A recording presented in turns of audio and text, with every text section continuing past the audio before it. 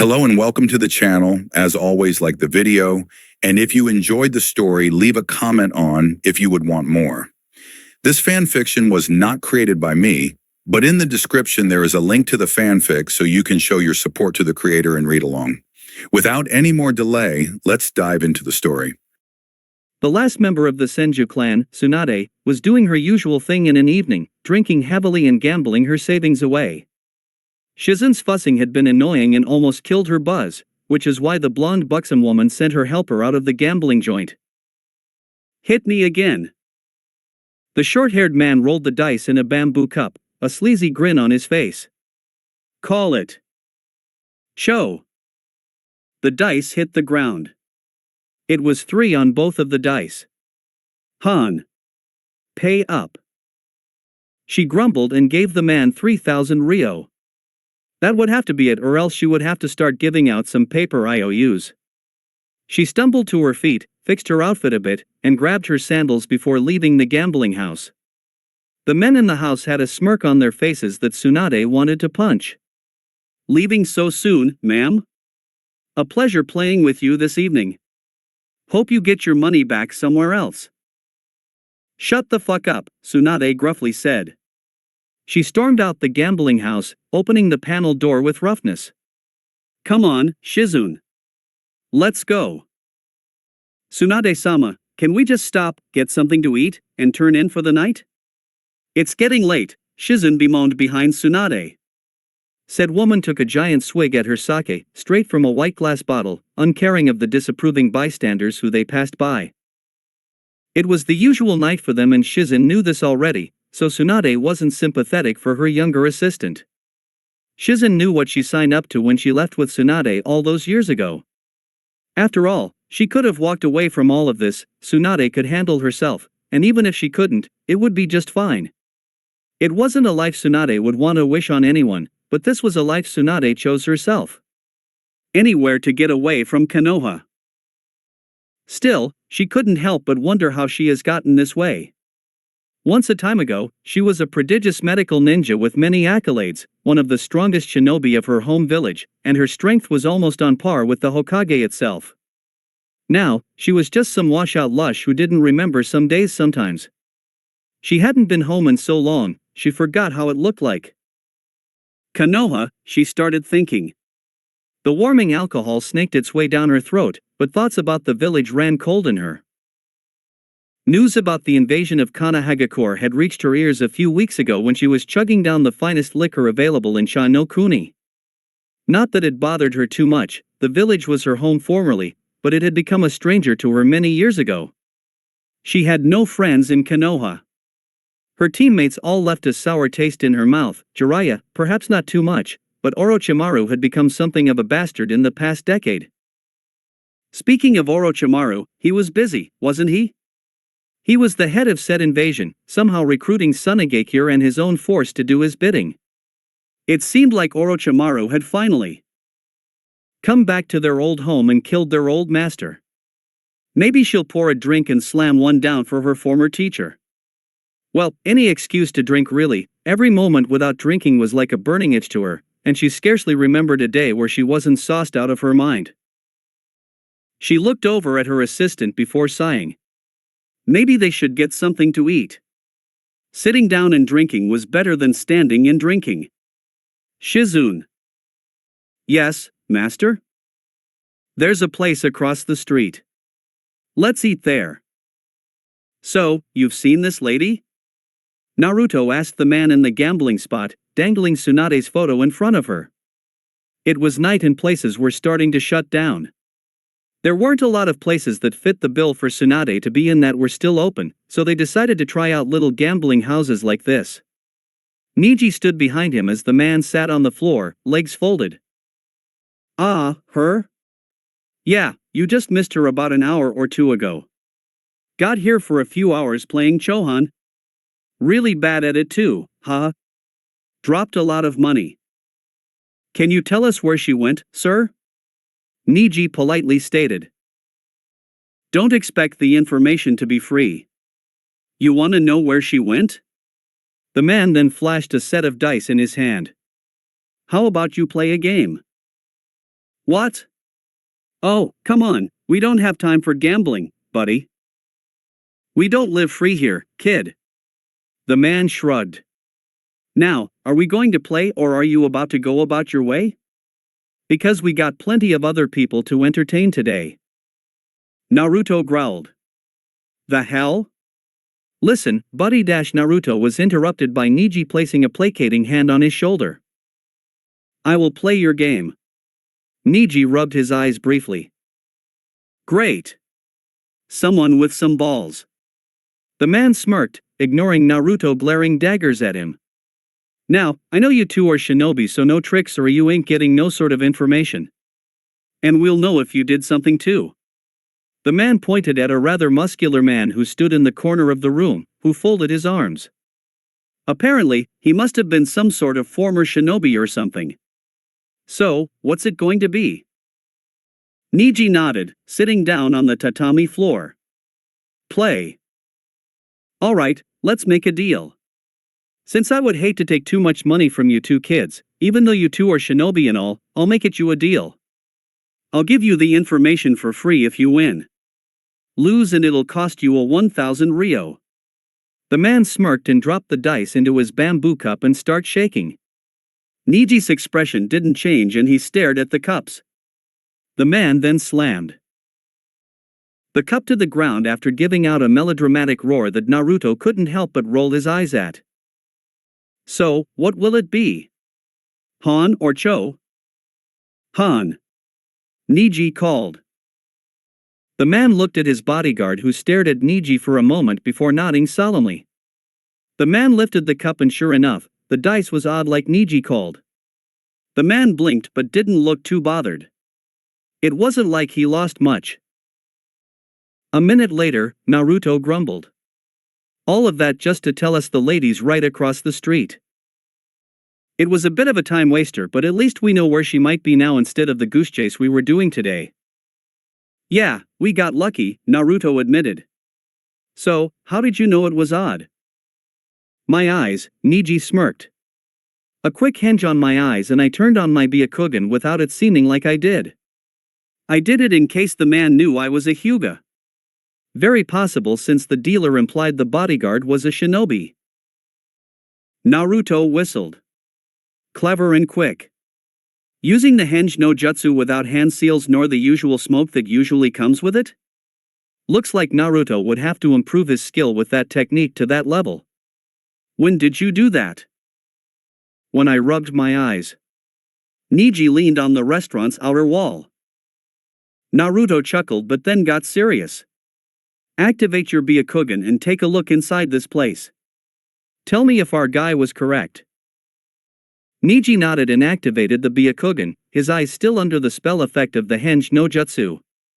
Naruto knew the Byakugan had the ability to see behind the user, meaning Neji and him didn't need to step into the restaurant at all and check for Tsunade. He nodded at Naruto. She's in there with another woman, drinking. Naruto turned the volume up on his wireless radio and brought it up to his ear. Yo, Shika, guys, come in. Go, came the slightly tinny response of Shikamaru. She's at a restaurant we're nearby, Naruto informed Shikamaru and the rest of his teammates. Shino, can you find us? My Kikachu already knows where you are at, Uzumaki-san. Shino and I are on the way, Kiba remarked. That leaves Shika and Shoji. I guess we should meet up with them and then you. 10-4, the Nara sounded off. See you then and just keep her in your sight, guys. Do not lose sight of her.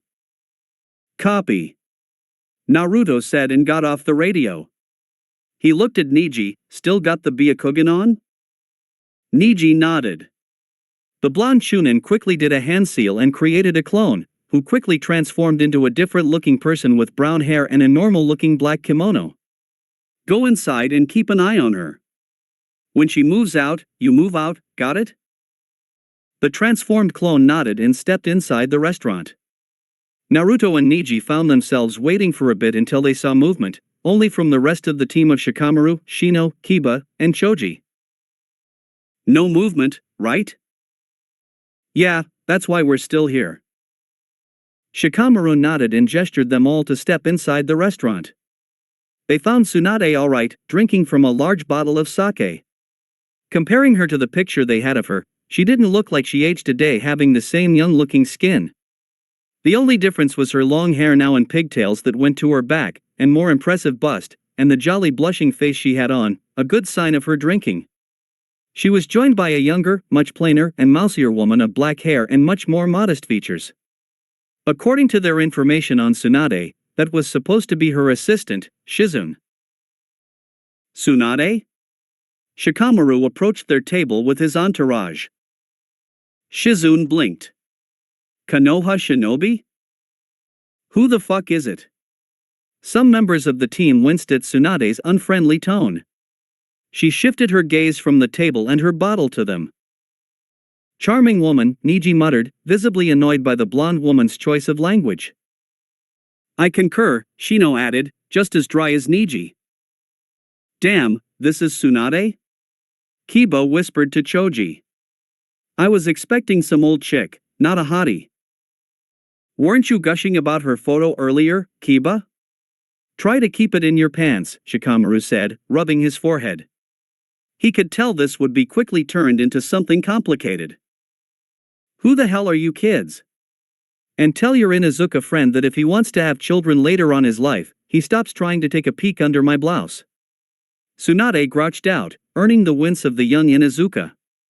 Huh? What do you want with me? Tsunade, we're here on behalf of Konoha Dash. Yeah, no shit. She took another swig of her bottle. I can tell by the green vests and the headbands and whatnot. The question, again, what the hell does Konoha want with me? I'll just be frank, as I'm sure news travels quickly across the country. Konohagakure needs your help, ma'am. Our forces have been severely weakened in the invasion. We've lost many of our Chunin and Jonin in the attack. I heard, she uttered evenly, a frown still plastered on her face. What does that have to do to me? Take a hint, lady, Naruto finally stated, which caught Tsunade's attention. You're a medic, apparently the best in the world too, and Konoha needs your help. Maybe you should take a hint yourself, kid. Matter of fact, why don't you kids all take a hint? I'm not interested in helping Konoha with their problems. What? Why? Naruto screeched. I'm not a leaf shinobi anymore. I'm just a simple traveling woman now. She shrugged. So you don't give a damn about your home? The blonde glared at the woman, who chugged at her bottle again, unbothered by his piercing gaze. Your friend is hard of listening or something, kids? Listen to me. You don't give a damn about Konoha anymore, huh? Tsunade met Naruto's heated gaze with a similar one of her own. Didn't I just imply that? I wish Konoha all the best, but I'm not going back to the village for any reason. Not even to help your own people? Shikamaru interjected, his eyes narrowed at the woman. Many of our shinobi are dead, and many more will die. Our medical staff are overworked and cannot handle the workload. The buxom woman shrugged in stark indifference.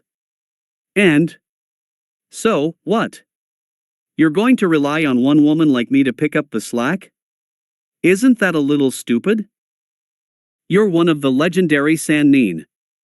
You're worth more than 10 of our best medics. Tsunade snorted unimpressively. Yeah? Well, Konoha must not be training them well these days. She went for her bottle again but found her hands empty. She turned, her eyes narrowed in anger. She got up from her seat and almost everyone did a flinch, including the gaping Shizune, at her expression. Who did that? You must be slipping then if you didn't know it was me. Naruto held the sake bottle in his hands. Maybe you're not as good as people keep claiming you are. You caught me off guard. Congrats, Tsunade said dryly, rolling her eyes. Now, give me back my bottle, kiddo. Nah. Naruto, what are you? Choji started to ask, but Shikamaru held his hand up to silence the Akimichi teen. Naruto took a glance at the leader of their team. Why are we here, Shika? Trying to get this old hag to come back to the village with us? Are you even worth it, Granny? What are you even doing here? Give me back my drink, you little brat. I'm not going to repeat myself again. The woman sneered, narrowing her eyes. Drinking your life away, gambling your money away. You're not doing anything worthwhile. Yeah? So? What do you even know, you little fucker? Tsunade started to crack her knuckles. I'm not above breaking the bones of a little barely made it past puberty, snot-nosed brat, especially in public. Might have to even smack around said brat. So, if you want to avoid that, I suggest you give me back my drink. Naruto smirked. Make me. How about we make a bet, Granny? I'm in no mood to dash. If I can land a blow on you just once, you're coming back to the village with us. You help heal all the people that need medical assistance in our village, and then you can go about your merry way. If you can make me give up, then we'll leave you alone and you get smack me around a bit. Tsunade then started laughing joylessly. Oh, the gall of you kids. Ruining my night with coming here and bothering me. So, all I have to do is beat the crap out of you until you finally give up so I can finally get some peace? That's perfectly fine with me. I've been wanting to fuck you up since you first opened your loud mouth. She grabbed the green Haori on the seat she sat in before. Follow me outside. We can take our fight there. T.S. Tsunade-sama. Please, don't dash, but Shizen's please fell on deaf ears. Tsunade started storming away, with the team from Konoha now in tow. Shizen sighed and followed. Naruto, what the hell do you think you're doing? Kiba said first, watching as Naruto started stretching. You know you just pissed off a Sannin, right? So? So? Kiba sputtered. Dude, she is like fucking strong. Haven't you read up about her? She's not only the best medic in the history of shinobi but also has some freaky superhuman strength. She'll kick your ass before you can even get the chance to do anything. Yeah, Naruto, I don't even know why you agreed to this, Shoji interjected, eating from his potato chips. You're going to get beat to a pulp for almost nothing. Nah, I gotta do this, guys. This hag is fucking annoying. Plus, you heard what she said, she was not going to go back to the village in any sort of fashion. This is the only way to get her back. That doesn't make any sense. You're going to get hurt, bro. The Inuzuka teen tried reasoning with his teammate but Naruto didn't seem ready to back down. Shikamaru sighed, I have to agree with Kiba and Shoji, Naruto. She's pretty damn strong. Even if she has been doing nothing but gambling and drinking her life away, she's still a Sannin for a reason. The Nara then shrugged. But, Naruto's correct, guys. She's not going to come with us willing. Niji nodded. She didn't seem willing to come back with us at all. This is really our best shot. Though, we probably have a better chance if we all work together. I concur, the silent Aburame teen stated. But unlike Naruto-san, I am unwilling to come back to the village with a few broken bones. They all had to agree with that one, each member of the team nodding vigorously. Naruto chuckled, though perhaps a little nervously now. Ah, it'll be all right, guys. Shikamaru didn't look too sure. You got a plan, Naruto? Naruto shrugged. So, no plan? Naruto shrugged again. None of us are healers here except the lady who's going to beat you until you give up. The blonde laughed again. Have a bit of faith in me, guys. Hey, brats, are you done talking over there? Let's get this over with so I can get some shut-eye already. Getting kinda sleep here. Naruto dropped into a stance, a frown on his face. He had a plan to deal with her, but if his teammates were right about Tsunade, he would have to come up with something even more than a simple grab her from the underground and hope she would be too slow to react. Still, he could always try. Let's fight, Granny. She seemed to find Naruto's new moniker for her annoying as she gritted her teeth. Anything goes, kid. Hit me with your best shot. I'm supposed to set the challenge's rules. I'm just trying to make it easier on you. The Sannin cracked her neck twice. Now, are you ready? He nodded, I'm ready. Tsunade then did something odd, she put one of her hands behind her back. Then she pointed a finger at her younger opponent. The blonde teen raised an eyebrow at that. What are you doing? I'm not going to need more than one finger to take care of you. Naruto's frown deepened. You know what they say, pride before the fall. I think you should probably adhere to that saying better. She evenly set out, smirking. Naruto nearly growled, letting her get him angry, but he calmed down. He waited to see if she would do anything for a bit. She did nothing. He quickly got tired of waiting and he decided he would make the first move. He quickly made a few hand seals, dumping a rainfall of rocks over Tsunade's head with his earth-release ninjutsu. Tsunade quickly dodged them, but Naruto already made the transition to another similar ninjutsu as a wave of rocks flew at her direction. Instead of dodging this time though, Tsunade brought the finger up and merely tapped them in quick succession, before they became nothing but pebbles and dust. Naruto tried to ignore the gasp from some of his teammates and the holy shit that came out of Kiba's mouth. Tsunade yawned. Boring. All you're going to do is shoot rocks at me? Well then, she definitely has super strength. Naruto inwardly thought, trying to hide his awe at the hag's display of skill from his face. However, he was far from discouraged from continuing this battle. He spawned 5 shadow clones, who sped in her direction at several angles, set on overwhelming her with numbers. Rather than being perturbed by his usage of shadow clones, Tsunade merely scoffed and did battle with them as they charged at her in different directions. Naruto's taijutsu wasn't at the level of some of his peers back in the village yet, but he still felt comfortable at a close range and he was a far cry from the scrapper he once was. Yet, Tsunade wasn't acting intimidated by that and was still dead set on using just a finger. Naruto had a feeling his clones would be dispatched quickly by the Sannin. He wasn't too surprised nor all that disappointed by seeing his doppelgangers go up in smoke. Okay, color me impressed, Naruto thought to himself. Even when being retired, and a drunkard, the woman was clearly still at a Jonin level, clearly above him. But to beat her wasn't his objective, he just needed to hit her, just once. The blonde teen tried one more time to make shadow clones, this time, 3. Tsunade's unimpressed look made his use of the ninjutsu again seem futile, but he was done assessing her skill. Instead, he already had a plan in mind for the retired kunoichi. Tsunade yawned again dramatically. Is this what you can only do, little boy, clone spam me to death? You would have a better time trying to bore me to death. The clones closed the distance between Naruto and Tsunade. The first clone was intentionally slow, which got him quickly destroyed, but both the second and third clone charged at her at a much faster speed.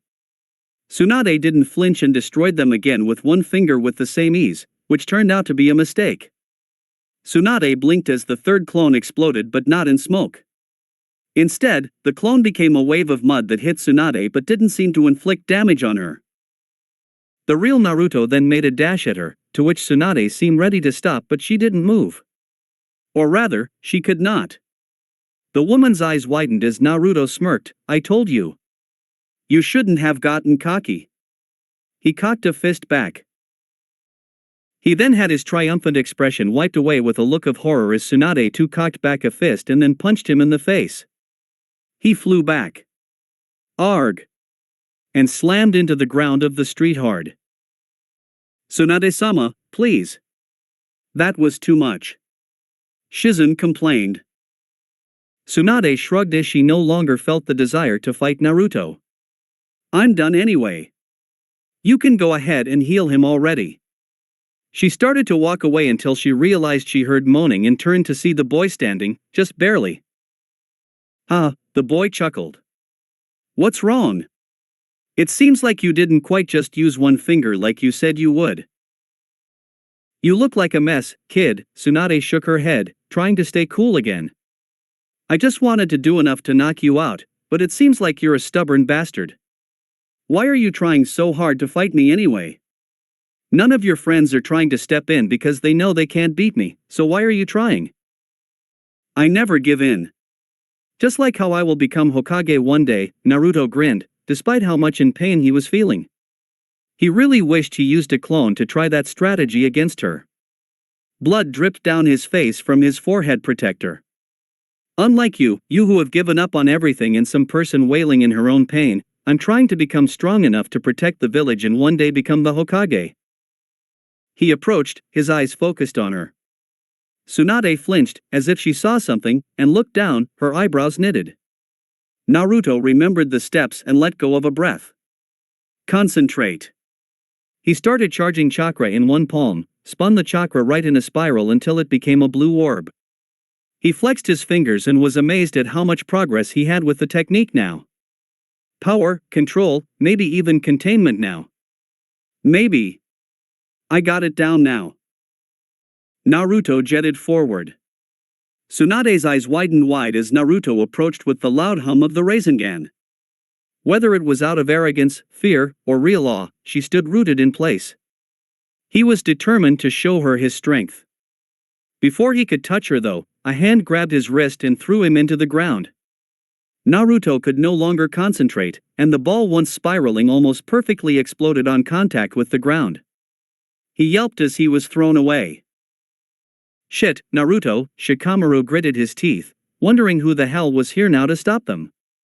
He stared at the newcomer, then newcomers, that interrupted the teen team from Konoha. Who were they? Companions of Tsunade? I think playtime is over with this little tyke, Tsunade, an extremely tall man said in a baritone as he stared at Tsunade. The team from Konoha finally got a look at the man now in front of them. He wore a black shirt, a similarly colored mask, and had a gray hood on. Green eyes that had no pupil and glow in the night sky. At the sight of the tall man, a shorter man with crimson hair and eyes appeared and looked back at them all with a smirk on his face. Instead, why don't you play with little old me, young whippersnapper? It's been a while since I tussled with a senju, the tall man rasped out again with a nasty look in his features. A week ago in an unknown location. There was only one thing in this world he could count on, the one thing that could never fail him. Silly things such as family, friends, love, adoration, those things would always fail time and time again. But money would always be there to comfort you, to help you, to make you feel better. He lived on one principle: money would never betray you. And today was the day for Kakuzu to make some money. Out of his usual garb of red clouds on a black cloak, Kakuzu wore a long-sleeved black shirt and matching pants and shoes. He kept his usual mask and gray hood combination that displayed the scratched-off Takigakure symbol. Thinking about that place put a bad taste in his mouth, so he tried smothering his anger. Instead, the thought of getting money today soothed him. Today, he wasn't representing the Akatsuki but serving his own interests. Kakuzu knew that he wouldn't be needed in the next group operation for another month or so. And the leader was ever so gracious enough to let his operatives do whatever they wanted in their spare time, so as long as it didn't interfere with their business. He grabbed his belongings, scrolls and hidden weaponry, the like, and placed it on his person and headed out the room of the base. Akatsuki bases all scattered across the continent. Kakuzu's favorite one was the one placed inside Hainokuni. Because it was nearby a bounty station, one he usually frequented, of course. After getting the okay from the big boss, and knowing that the Akatsukis and its operations would be low and few for the next few months, no doubt trying to shake off the heat from Itachi and Kasame's attack on the Kyuubi Jinchuriki, Kakuzu and his partner relocated to the Hainokuni base, at least for a bit. Today though was the day to make some cash. Kakuzu walked through the base, a man-made cavern carved out by earth ninjutsu, and met with his partner. Shiro, I see you're up and about. Shiro was a short man, standing at an unimpressive height, never mind being compared to a giant of a man like Kakuzu. His partner was shorter than the average person. Shiro was a fair-skinned man with long ash-red hair, coal-black eyes, a tuft of crimson hair on his chin, and of a solidly built stature. He sat down near a whetstone, grinding his sword against the rock. He had been dressed in a light gray jacket, black straight pants, and black closed-toe shoes that were somewhat atypical, compared to the standard shinobi sandals that were used. His Akatsuki cloak was draped on a chair sloppily. With the scratched-out symbol of Kyuzugakyur, Shiro was, like many shinobi in the Akatsuki organization, a missing nin from that particular village. Almost everyone in the organization had some sort of story for being an Akatsuki that involved something like massive genocide or destruction. It was almost like a requirement to get in the group, Kakuzu thought with a smirk, thinking about his own resume he sent to the organization. Shiro was no different. Apparently, Shiro was a Kusanin who ended up slaughtering a few higher-ups in Kyuzugakyur and went rogue a few years ago, which led the Akatsuki to find him shortly afterward. Currently, Shiro was assigned to be the ex-Taki ninja's partner after his last partner had the unfortunate fate of pissing Kakuzu off. He knew the leader of the organization Akatsuki was getting tired of assigning Kakuzu new partners every month or so, but somehow, all of his teammates seemed to have a bad habit of making Kakuzu want to put his hands on them. Shiro was okay so far though and had been the second longest partner he had. His first partner had lasted almost 5 years, Shiro had just earned his 1-year badge. One partner, the third longest lasting partner he had, lasted about 2 months and the shortest lasting partner he had literally lasted a day before he expired. It wasn't Kakuzu's fault though. That motherfucker before shouldn't have been greedy with sharing that bounty. Fucking with Kakuzu's money was like playing with his emotions. So, yeah, in all, Shiro lasting for this long was no doubt very impressive, even it was somewhat weird for him to think that. Shiro, what's your plans today? Just taking care of my sword, the man sanguinely said with a smile on his face. Ah, my lovely bloodletter looks ever so elegant today.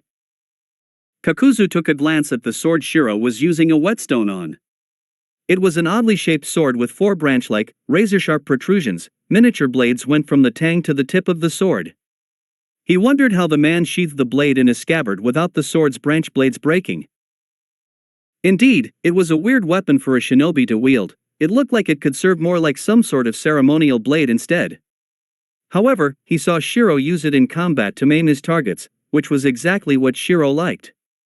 He wanted to literally shred his opponents apart. The man had some interesting tastes. Though, Kakuzu probably shouldn't be the one talking about such.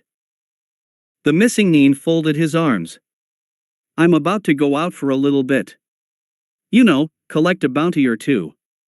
Perhaps you would like to join me. You think you'll get someone fun to kill today? I don't know. Or really care, Kakuzu thought to himself privately. I just follow the money, little man. Though usually, the people who have the most money on them are the ones who are the hardest to kill. You should know how bounties work. Any guarantee we're going after someone big then? Because it's just like that last bounty you collected. Shiro sighed, shaking his head. What a waste of our time. I only go for the money, little man.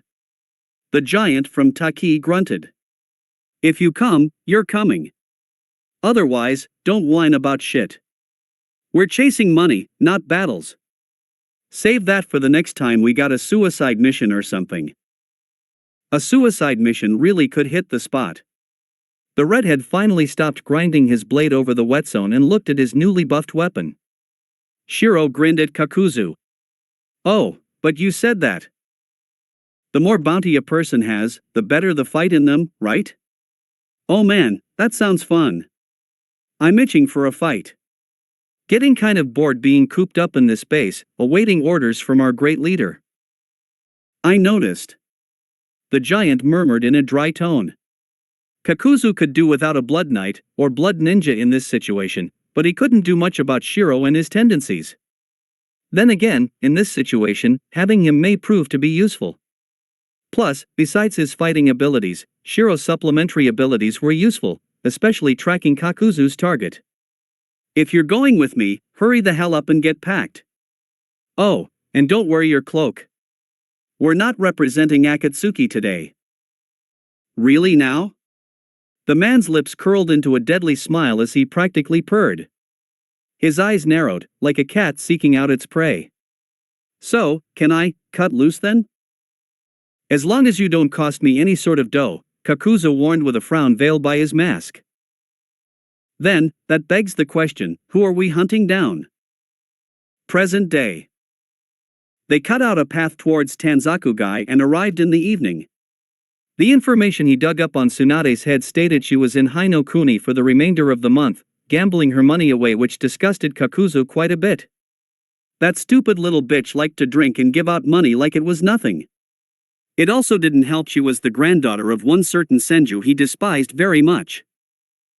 Still, business was business and he was a professional. He wouldn't let his personal feelings affect him, he wouldn't let anything fuck this up. The zeros under Tsunade's bounty was almost astronomical. Some person she pissed off out here, like some rich debt collector or owner of a casino, wanted her dead, and didn't give two shits whether or not she was a former Jonin-level shinobi. Kakuzu read an entry in the bingo book every day of his life like it was a Bible. He could never remember the Senju woman being in the book before, but now she was. 50 million ryo was the price on her head. That sort of money was too hard to ignore. Might be too ridiculous of a task to a normal bounty hunter, but Kakuzu had been at this game for more than 5 decades. What do you have? Shiro closed his eyes and focused. Kakuzu waited patiently until Shiro was ready to give his assessment. I sense a couple of chakra signatures stronger than the average civilian. Some resemble Chunin-level shinobi. I think there's even one Jonin-level person here too. Might be Tsunade's assistant. Something else, I got one particularly powerful signature, which is probably our Tsunade, but it looks like there's one here that comes close to her chakra level. Both are nearby each other. I see, the older male commented. A threat to our target? I couldn't say, but oh, wait, I sense some chakra flaring from both Tsunade and this unknown person. It looks like they're fighting each other. Kakuzu snarled. It might be another bounty hunter encroaching on his mark. Time to show who was the alpha dog in this yard. Take us there and quick. Time is money. Later on a rooftop of a gambling house, Shiro watched with Kakuzu as Tsunade did battle with a certain Jinchuriki the Akatsuki failed to capture a few weeks back. Whoa, small world. Who would have guessed we'd be running into him, huh, Kakuzu? The man in question grunted. Who gives a shit? Our target is in front of us right now. Worry about her and not about anything else. So, we're not going to bother capturing him now? Shiro questioned incredulously. Seems like it would be the perfect time to do so. I told you, we're not representing the Akatsuki right now, Kakuzu snapped. Now, shut up and get ready to interfere. He watched Naruto give off some insipid speech about his dream to become Hokage as he created some sort of chakra ball in his hand and ran at Tsunade. He didn't think he would have to jump in then, believing the Senju was capable of deflecting a painfully slow move like that, but Tsunade then seemed to freeze up like a deer. How pathetic, he thought as Kakuzu jumped from the roof of the building he stood on. In a speed that took everyone off guard, Kakuzu grabbed Naruto by the wrist and threw him away from Tsunade. Kakuzu kept his sharp gaze on his prey. I think playtime is over with this little tyke, Tsunade. Instead, why don't you play with little old me, young whippersnapper? It's been a while since I tussled with a Senju. Tsunade finally was awakened from her stupor before straightening up. 2 newer people had now approached her and they didn't look like they were from Konoha, nor Chunin-level ninja. Who the hell is this now? Tsunade growled, her fist on her left cocked hip. Greetings, Tsunade.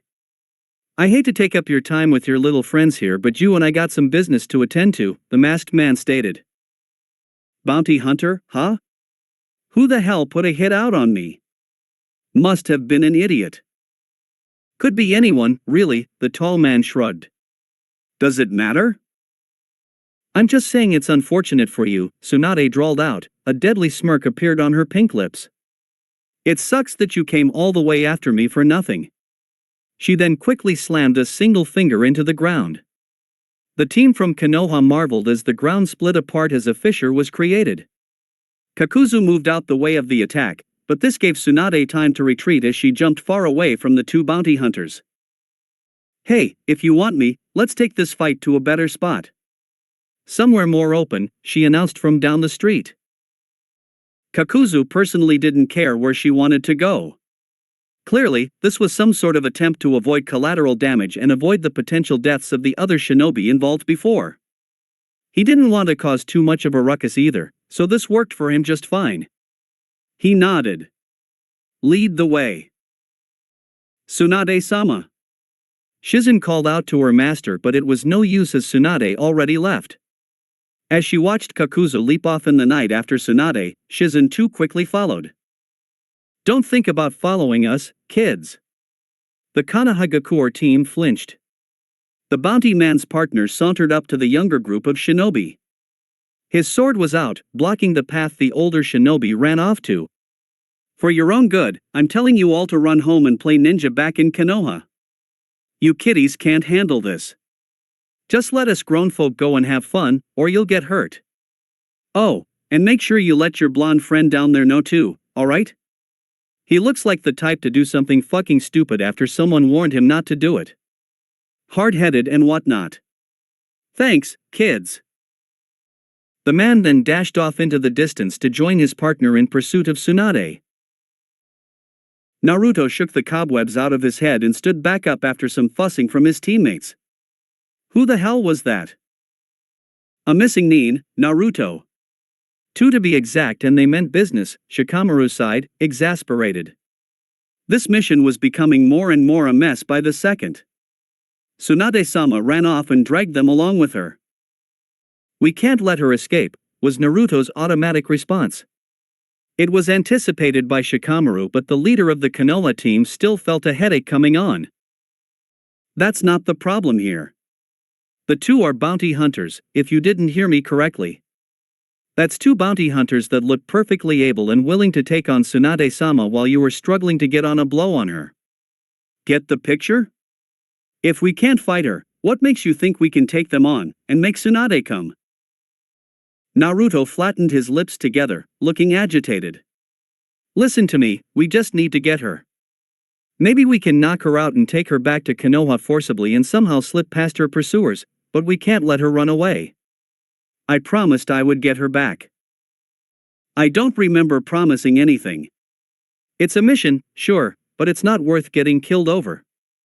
This is sounding more out of pride than duty. Shikamaru sighed, knowing that was exactly what it was over.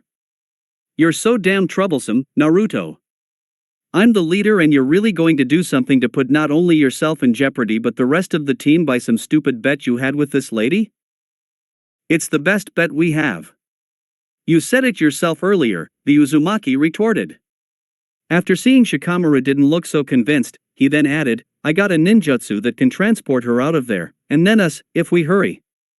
We can do this. They may be strong, but battles aren't always won because of strength, right? Shikamaru thought it over, hating the fact that the gamble Naruto had cooked up in his head was really the best thing they had to get Tsunade to come back to Konoha. He then looked at his other teammates. What do you guys think? Incredibly risky, the Aburame spoke up. We are genin and newly minted Chunin at best.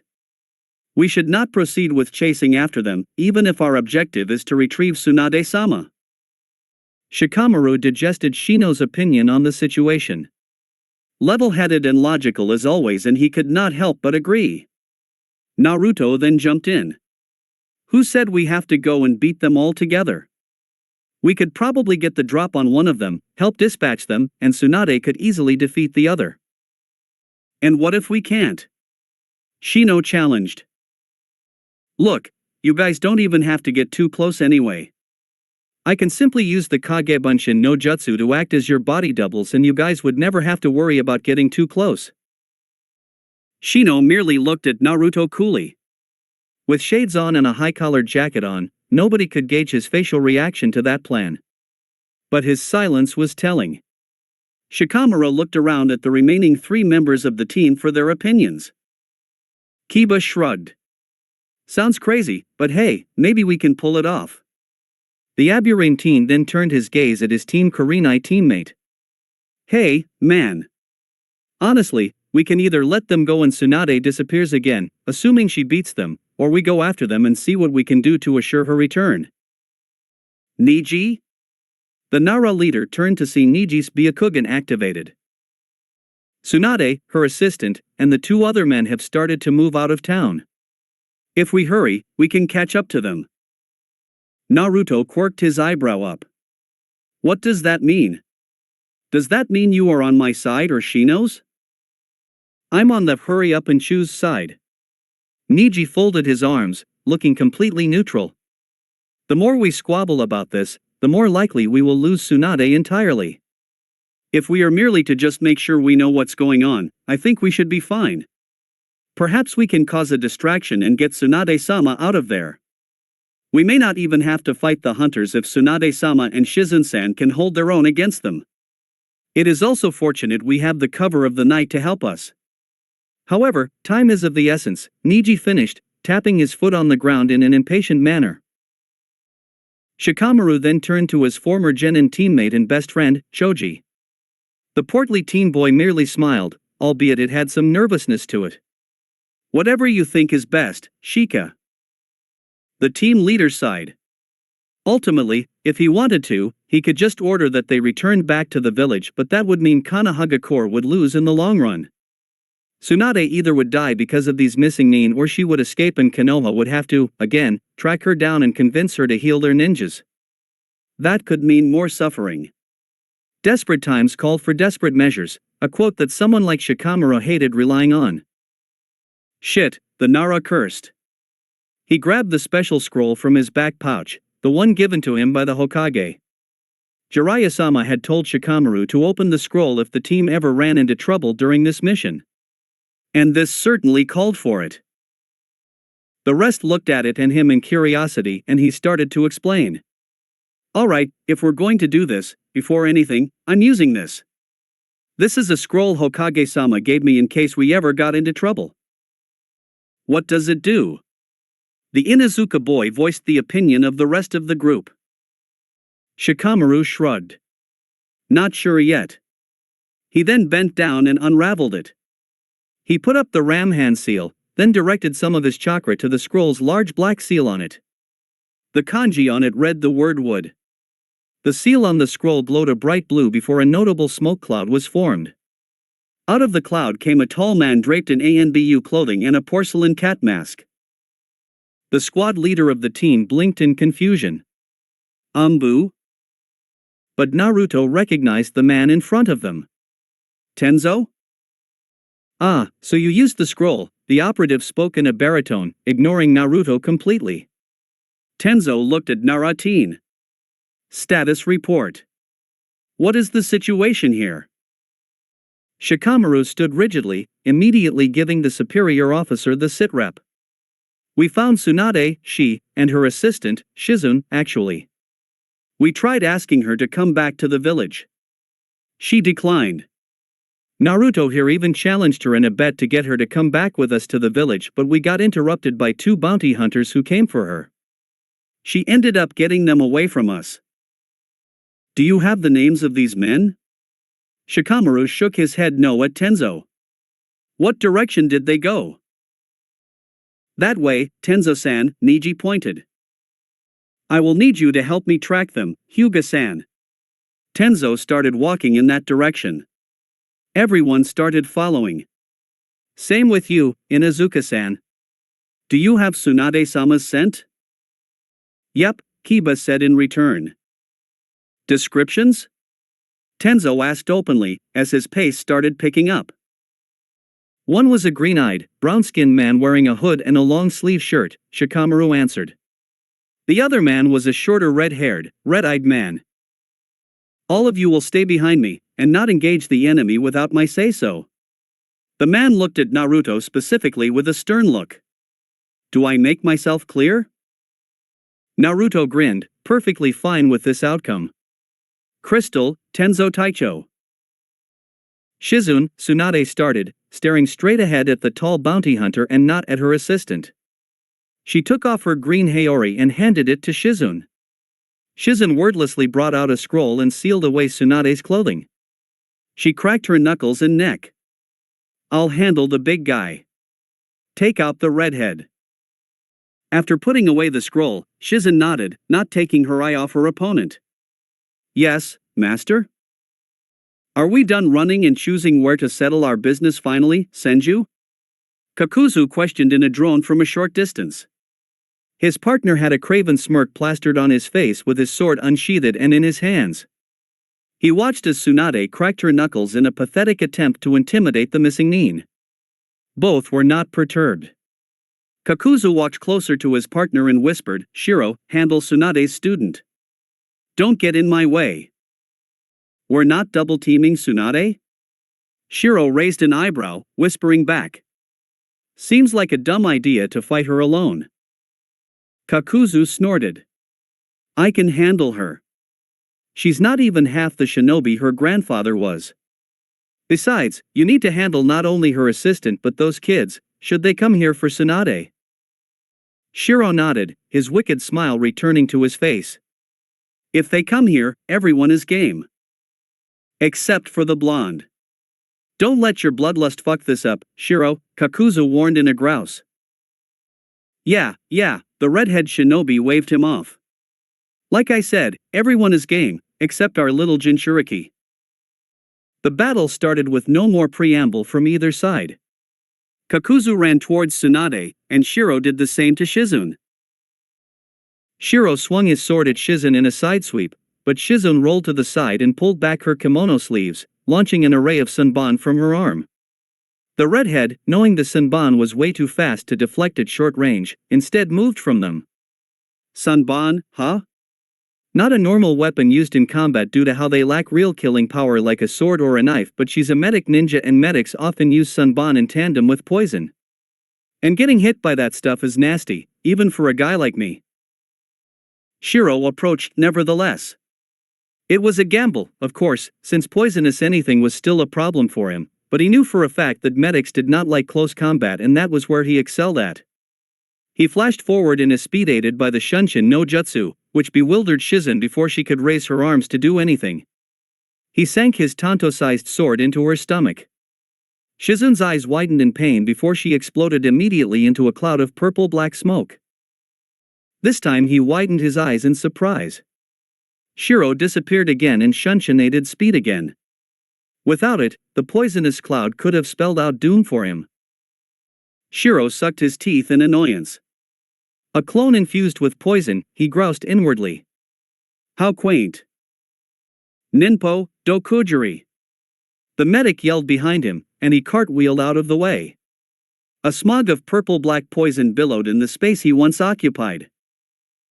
Shizune wasted little time, and she had Shiro on the defensive, again. Against his beliefs dealing with medics, Shizune engaged Shiro in close combat, her hand teeming in blue visible chakra. The bounty hunter found Shizune nearly as fast as him without him being aided by Shunshin. She even managed to get a hit on his cheek, gashing him. He hissed in pain, disliking how slow he was. She was deceptively faster than he took her and comfortable enough in close combat, even if she was merely a clone. Tricks like clones to cover her weakness to close combat, Shiro growled to himself, feeling annoyed at getting put on the defensive again. Of course, this battle would be difficult.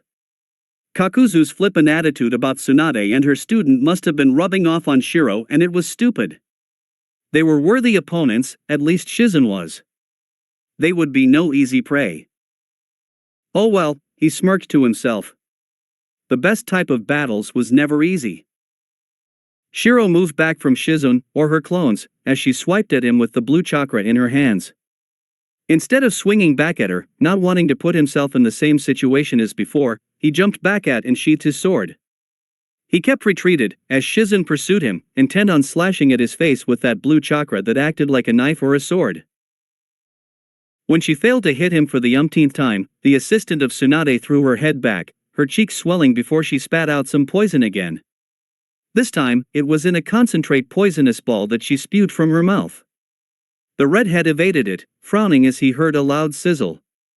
Turning, he witnessed the purple sludge ate at the grass before it disappeared into the ground.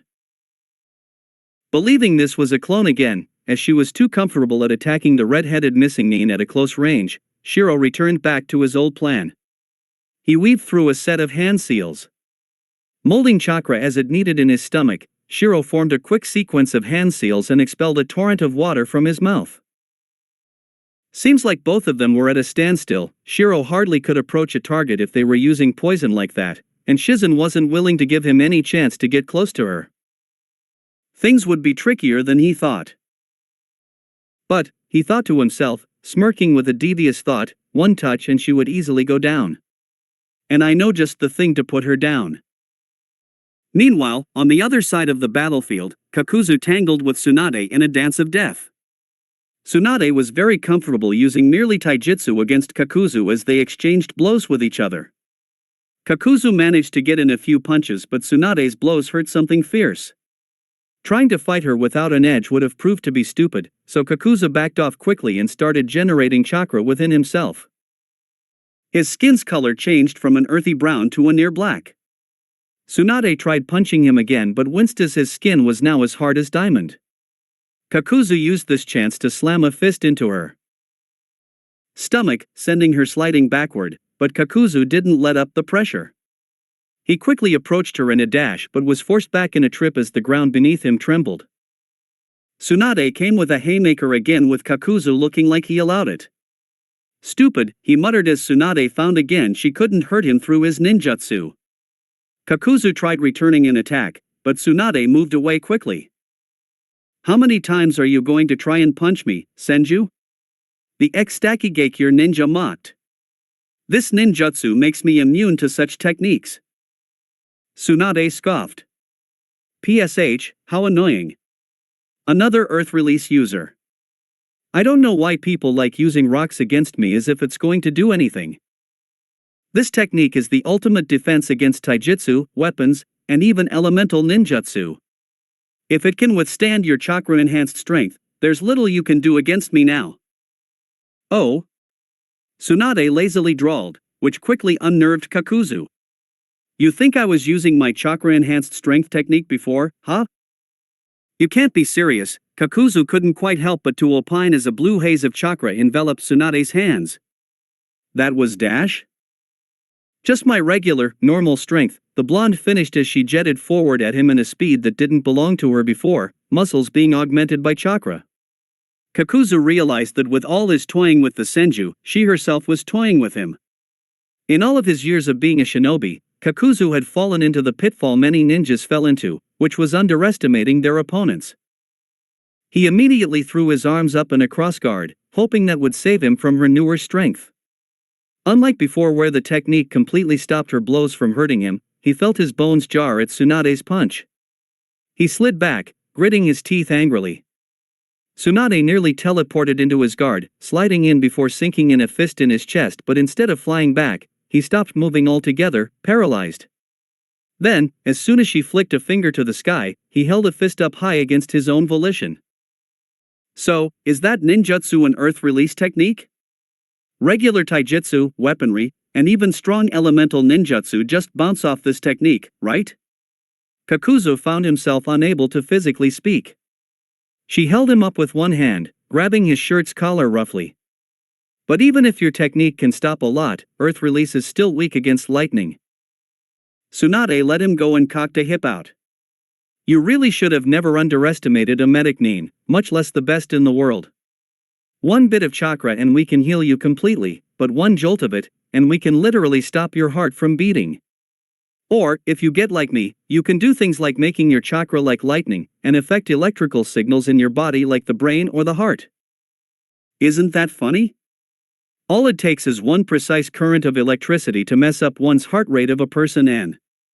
Tsunade trailed off as Kakuzu slumped to the ground, boneless. After a few seconds, she bent down and checked for a pulse before nodding in satisfaction before moving away to help Shizen finish the last bounty hunter off. Only to barely dodge a firestorm that raged towards her like a bull. Ah, the human heart is such a fragile thing. One move and you're dead. Well done, Tsunade of the Senju, for showing me the error of my ways. Tsunade's eyes widened as a black mass of something formed behind the missing nin. It had some sort of mask on its body. Then another masked mass. Then, another.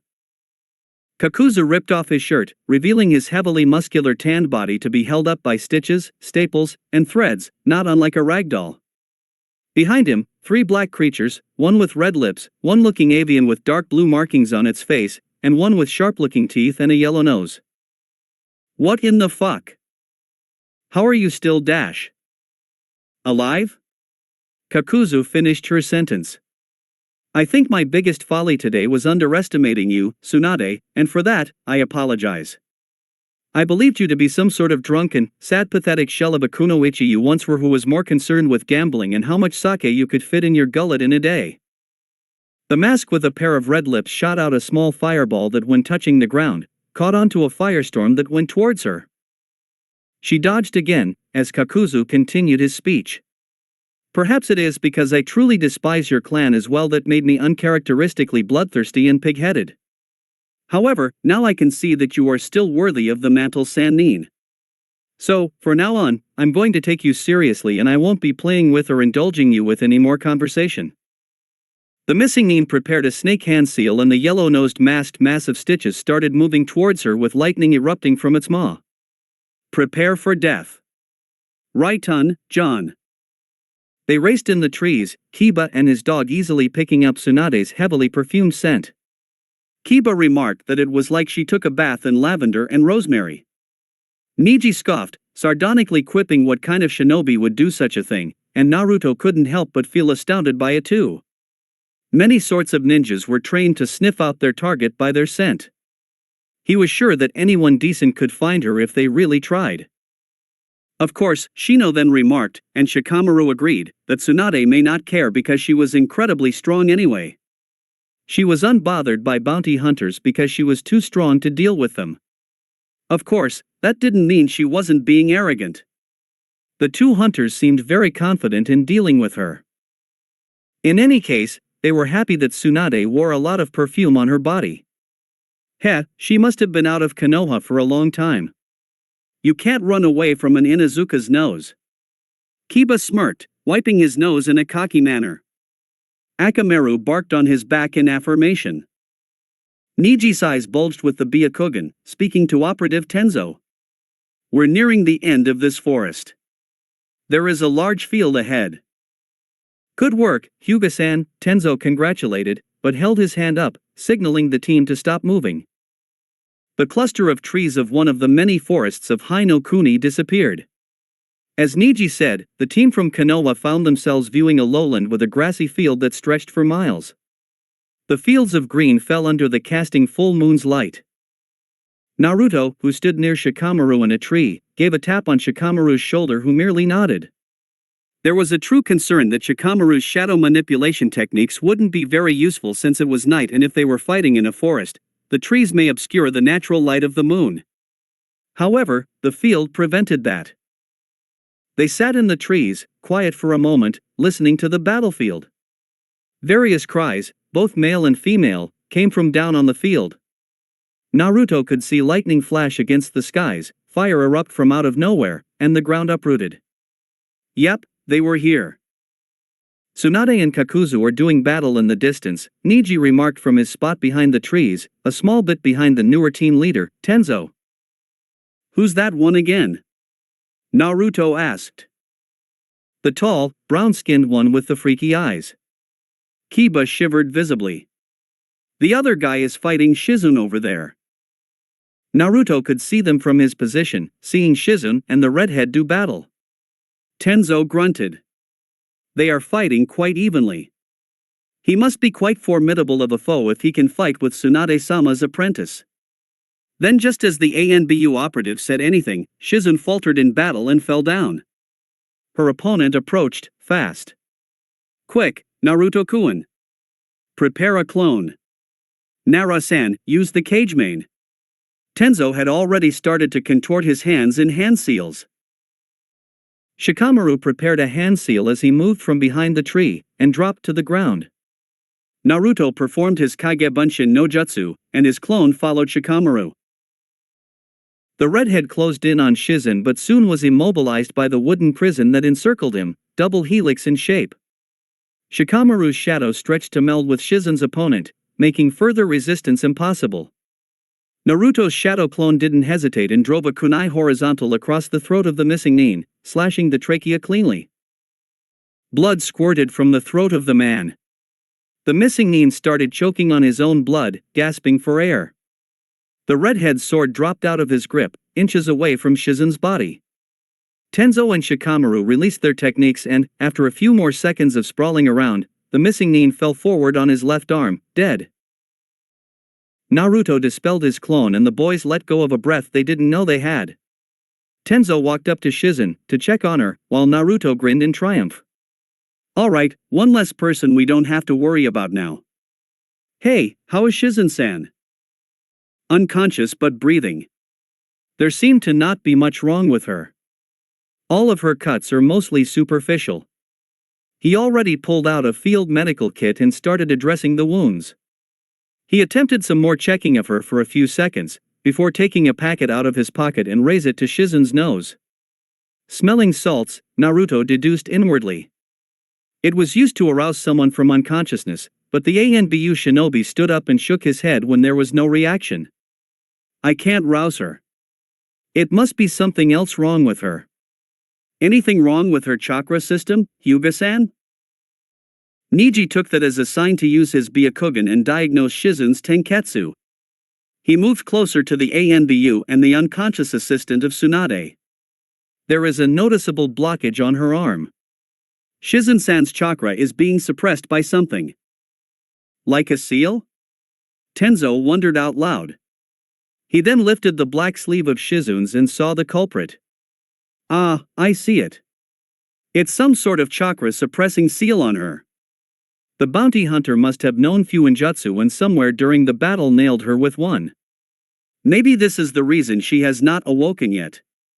My skill isn't quite high enough with Fuinjutsu to remove it without possibly causing more harm than good. There could be some sort of failsafe, like having it removed would rig the seal to blow up, which would endanger Shizen-san's life more. Naruto scratched under his chin, then spared his squad leader, Tenzo, a look. So, what are going to do about Tsunade and that other shinobi now? You all will do nothing, the brown-haired Anbu flatly replied, as he stood up again. He brought out and threw a first aid kit at Shikamaru, who caught it. I assume each and one of you have taken a first aid course in school. One of you should continue to tend to her wounds, while the rest of you stand guard. Remembered what I said, engage no enemy until my say.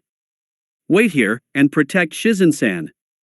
Clearly, if that other bounty hunter is fighting Tsunade-sama and fighting equally, then she may need my assistance. In case another person is tracking Tsunade-sama, I will need you all to defend Shizen-san. The boys nodded as Tenzo disappeared with the usage of the Shunshin no Jutsu. The team gathered around each other, all starting to move in a protective formation around Shizen.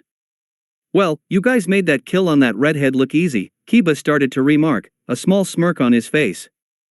I was expecting it to get crazy. That's how a shinobi should strive to kill his target, Kiba. Short and clean, Shino injected his thoughts in the conversation. Kiba waved his teammate off.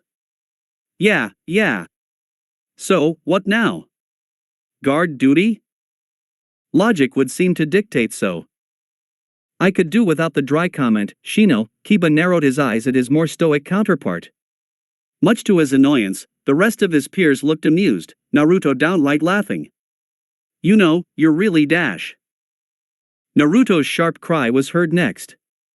Niji blurred forward and struck at the revived redhead, who they thought to be dead, first.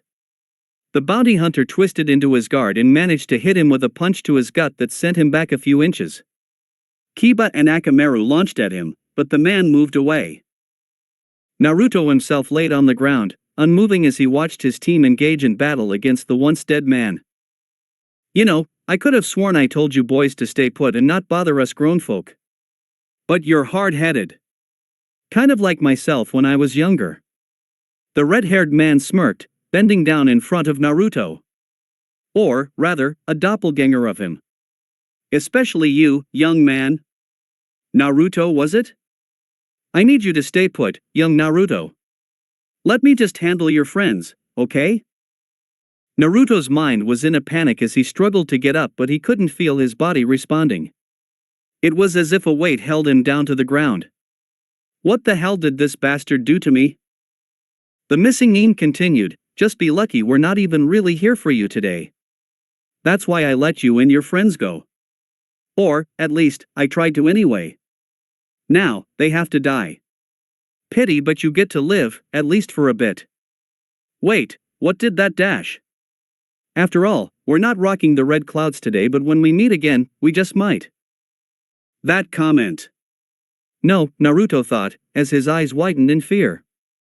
These men were Akatsuki members, weren't they? Fuck. Now, to make sure you no longer interfere. Naruto's eyes rolled back as some sort of jolt, like electricity, went through his body. His vision blackened, watching feebly as the man's clone started to walk away and whistle jauntily. Silence began. Katan, Zukaku. The bounty hunter had his mask firebomb Tsunade, but the woman had already moved away as soon as she saw the charge up. In her stead, the grassland became ashes. Then, it detonated the land, thousands of pieces of earth flew in the air, as she jumped onto whatever slabs of ground she could in an escape from her opponent. Despite the smokescreen of dirt, the other mask attempted to shoot a massive dome of air towards her. She heard it before it came, and she again dodged with deftness. The ninjutsu assault wasn't over yet. After that last attack, Tsunade then had to contend with the lightning mask, as it made itself known again. She was getting quite annoyed with her situation. Such spamming of ninjutsu and her hitman was nowhere near looking taxed. Meanwhile, this entire battle was starting to strain her a bit physically. She hated to admit that being retired and seeing little to no combat/usage of her skills over the decades of her no longer being a shinobi of Konohagakure had done that to her. Regular jonin would be winded, and the only thing that kept her okay was due to her Uzumaki and Senju background that was counterbalancing her rustiness. Nevertheless, she had kept herself from getting completely being hit. That, however, was of little comfort to her as the battle was still going on and neither side had gotten in any meaningful attack on the other. The blonde woman, heiress to the almost extinct Senju clan, could not get near him anyway, with her would-be assassins' masks playing the long-range game and bombarding her with their devastating attacks. Continuously, he kept sending a mask her way to spam an attack her way, while he stood there, stoically. She had wondered if, in order to do this technique of his, the bounty hunter had to stand still to use it. She had even tried to test that theory when she shot a lightning bolt from her fingertips at the man, but he moved without worry and his masks did not suddenly disappear or even cease in their actions against her. She would have marveled at what kind of technique this could be, if not for the fact she was perplexed more at him still being alive. My Ranshinsho technique should have been precise enough to stop his heart from beating. How in the hell is he still up? She wondered if it had to do something with those strange masked creatures he had conjured up before, if they somehow were linked to his life force somehow. Perhaps I might need to rely on the seal dash. Her thoughts were cut short. Tsunade winced as the green-eye mercenary calmly incanted that familiar wind release technique, Futon, Atsugai, that sent a tornado-like mass towards her that howled angrily, seeking to kill her with cutting blades of wind. She moved. Before the blonde Senju knew it, the missing nin with the Takigakure symbol on his head was in the back of her when she jumped in the air to avoid the gale. She twisted quickly in the air, avoiding any further elemental attack, quickly approaching him with taijutsu.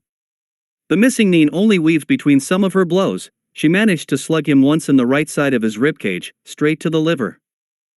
With enough force, one could cause excruciating pain to a target. She applied enough to rupture it. He flew up in the air, probably too breathless to scream. She tracked his descent with her eyes as she ran after him again, looking at how she could kill him. And then one of the missing nin's masks came again. The lightning mask already started charging up an attack, trying to defend its master, but she moved out of its path, summoning chakra into her right hand once again. Unfortunately, she had to abandon all plans of her destroying the mask as the red-masked one hovered over both her and the lightning mask, shooting a smaller, more condensed version of that fire release technique. She moved again, but she fell into another trap of the man. The blonde almost yelped, as the missing nin was upon her. The man's arm shot out of its socket, being connected to his body by threads and grabbed onto her neck. He lifted her up, staring coldly at her.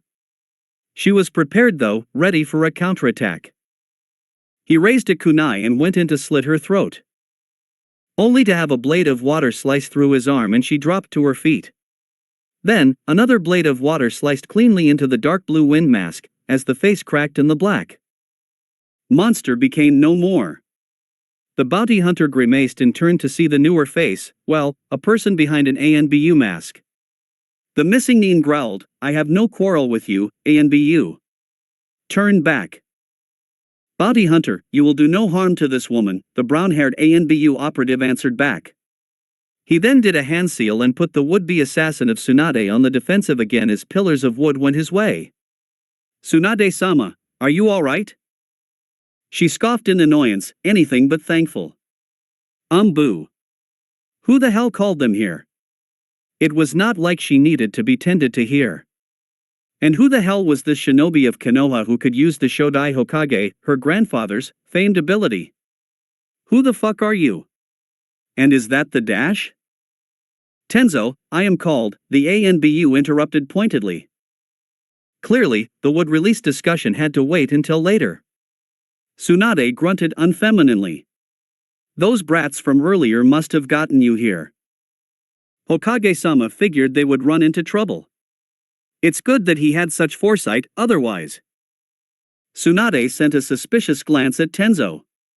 I don't need your help with this, man. Go protect the brats.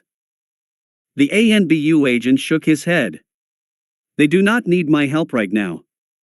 You, on the other hand, need it with this man. The ANBU then flipped through an entire sequence of hand seals, especially when you are fighting against Jiango no Kakuzu.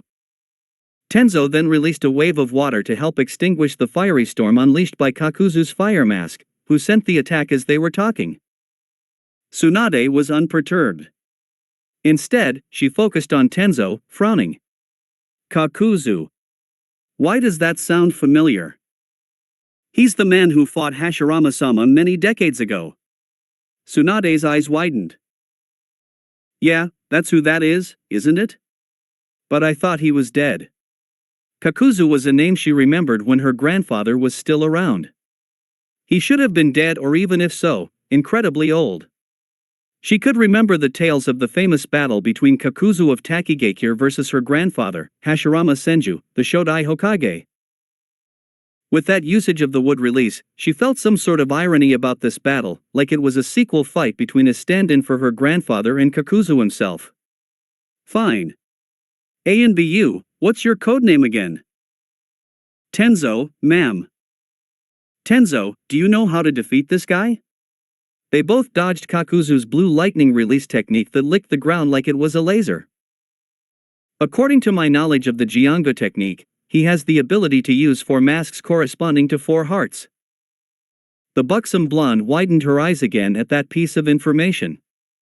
4 hearts, huh? No wonder why he is still alive. The bastard has 4 spare hearts and I only managed to destroy his real one, Tsunade deduced, narrowing in concentration. It seems like he can summon them to use as things to fight for him or bring them back to him. That could be it. After all, that usage of the Ranshinsho should have killed a normal opponent. This guy was completely troublesome. As much as she hated to admit it, but with 2 people here, they could kill Kakuzu much easier. Otherwise, this could have gone on for more than she liked. That is, if she kept fighting without her strength of 100 seal activated. She was about to bring up a tiger hand seal when she saw the 2 masked creatures, the fire and lightning one, race over their heads and back to their masters. Then, they fused with him and Kakuzu changed into something more horrifying. Kakuzu's limbs, stapled together crudely, busted open with a lacking spray of blood, which something Tsunade was perfectly fine with anyway. Gray threads held his aged body together and his body lengthened. The gray threads in his mouth and back looked like a tarantula's hairy body. His face mask was blasted away, and now, threads were hanging out. He was far from being a human. You destroyed 2 of my hearts today, the missing Nin hissed. Tsunade wondered how this eldritch abomination of a man could even talk with all those gray threads coming from his mouth. I am going to enjoy using yours as a replacement, would release user. As for you, Tsunade, while your heart may not be useful for me, I'll be glad to eviscerate you all the same. With a twitch of his hand, threads came from the ground and grabbed at them. Tsunade, however, summoned her chakra, applied the wind element's cutting ability, and wrapped her around her body. The threads cut cleanly off. Tenzo had done something similar, using water release to slice the threads. A blue jet of lightning and a gout of fire shot towards them, but they had already moved to dodge each elemental attack. They were sure to return the favor. The ANBU operative in return created hardened stone that were shaped like gigantic skewers to stab at Kakuzu from behind. Kakuzu did move, and moved again as Tsunade comically jumped to catch the skewers that missed him and throw it back at him, as if she was playing a game of darts. Moving out of the spear's ways weren't easy, but he gotten it done. Until the wood release user had him cornered inside a wooden trap. Tsunade had gathered a skewer and threw it at him, before opening her mouth, and a wave of fire and flame came, turning the skewer into a searing spear of death. He, almost frantically, tried to use flame to burn the wood away, until he realized how sturdy it was. If it wasn't for being nearby a discarded piece of earth uprooted in their battle, he might have not escaped. Seeing the ANBU operative approach him, he shot out threads at him to bind him, only to see the man struggling became nothing but wood. A wooden pillar threatened to crush him from above. Tsunade herself raced towards him. The lightning mask shifted and blasted at the wooden pillar being driven down by the ANBU, while a fiery wave blasted at Tsunade. Tsunade threw a fist, and water counterbalanced his fire. The wooden pillar splintered, and rained down on him. He swatted away whatever he could with his threads, while moving away from whatever he could not reflect. When that failed to kill him, Tsunade and her ANBU companion approached again. Neither of them looked tired, while Kakuzu was starting to feel his chakra getting beaten down by the constant usage of chakra. Kakuzu growled. He was pissed. He had used nearly half of his pool of chakra to fight in line with Tsunade, and now had to contend with another person who worked in great tandem with her. Before he could think of something else that he could do, he balked as a booming sound was heard. It almost sounded like a roar. Tsunade looked in confusion, unconsciously looking at her would-be assistant in this battle, until she realized what happened as she felt a wave of massive, almost oppressive chakra unfurl. Naruto Uzumaki. She glared at the ANBU operative. I thought you left them where they are safe. Why the hell is Naruto using the QB? Tsunade and Tenzo were just close enough to hear Kakuzu swear to himself. Fucking Shiro. Nevertheless, he continued trying to kill his adversaries. Minutes earlier. Wake up, brat. Naruto's surroundings of green fields lit by the pale moonlight were now replaced by a sickly yellow-lit sewer, waterlogged, with a familiar, malevolent presence he could only feel. Oh, the QB's prison. Yes, of course, he was down here in the seal. Splendid. Groaning, he got up from the water and started walking towards the giant bars that housed the nine-tailed beast, feeling just as heavy as he did before he got knocked out by that possible Akatsuki member. Whatever that missing Nin did to him, Naruto did not feel all that good. It felt it took eons to get to the front of the QB's cell. It is about time you woke up from your nap, buffoon, the malevolent figure in the cage mocked, its red eyes looking down at him balefully. Shit. Indeed. A snort came, and Naruto felt hot air flush over him. I would have thought in that pea-sized brain of yours that you would remember that lowering your guard and turning your back on an enemy means certain death. I thought he was dead. I slit his throat. We freaking watched him fall to the ground in a heap. Naruto yelled defensively, trying to ignore the burning feeling of shame. They weren't prepared for that at all. We got played. Yes. I supposed it is fortuitous for us that he was not trying to kill you. Just merely disable you. So, the demon came to the same conclusion as he did, huh? He had little doubt now that Kakuzu and the redhead were affiliated with Akatsuki. But if they are after me, why are they also after that old hag? She got a demon inside her too? No. I would have felt it, even down here where almost every sensation of the outside world is muted. The monster snarled, clearly getting agitated after what it said. Why they are after her is simply because she has a bounty on her head. You just showed up here at the wrong time. You and your little friends from that putrid village of yours should have run away a long time ago. And allow Tsunade to escape or die? The blonde snapped irritably back at his demonic counterpart. The demon made a sound akin to one sucking their teeth. Now, they all will die. You are far too weak to do anything, let alone fight on the others, or even your behalf. The blonde growled, I didn't come here to be lectured or insulted, stupid fox. We're going to die. No, your friends will die. The gigantic fox monster corrected with a contemptuous snort, chuckling for a bit. The only misfortunate you will have is watching that ninja piece apart your friends like they were nothing, coldly stated the nine-tailed fox. Naruto glared at the beast, knowing it didn't do anything to intimidate the fox in the cage. Are you going to help me or not? What if they decide to capture me, us, today, huh? Then we're next on the chopping block. Stop fucking with me. More peals of mocking laughter erupted from the cage of the beast. Oh ho ho. That is quite funny. You need my help now? If I could do it on my own, I wouldn't even need your stupid chakra. Naruto gritted his teeth and clenched his fists, his anger already boiling over. He needed to calm down. Just give me the chakra already. Whatever that guy did to me, it stopped me from using my chakra correctly. He placed a seal on you. A snort again. Naruto was hating how this monster was sounding so amused by this. Of course, he did, his accursed kind always had such love for seals. The blonde blinked owlishly. Wait, what? The QB did not elaborate any further. Shut up, monkey child. Just channel my chakra to break that little pissant seal. My grand power can easily break any pathetic seals. Naruto, needing some petty revenge on the annoying bastard who dwelled inside him, couldn't help his next comment from flying out of his mouth. Oh? If your power is so goddamn grand, how come you haven't found a way to break the seal you're currently in? In response, the QB slammed against its bars. Killing intent started to leak from the beast and Naruto almost wilted in fear. Just start channeling my power.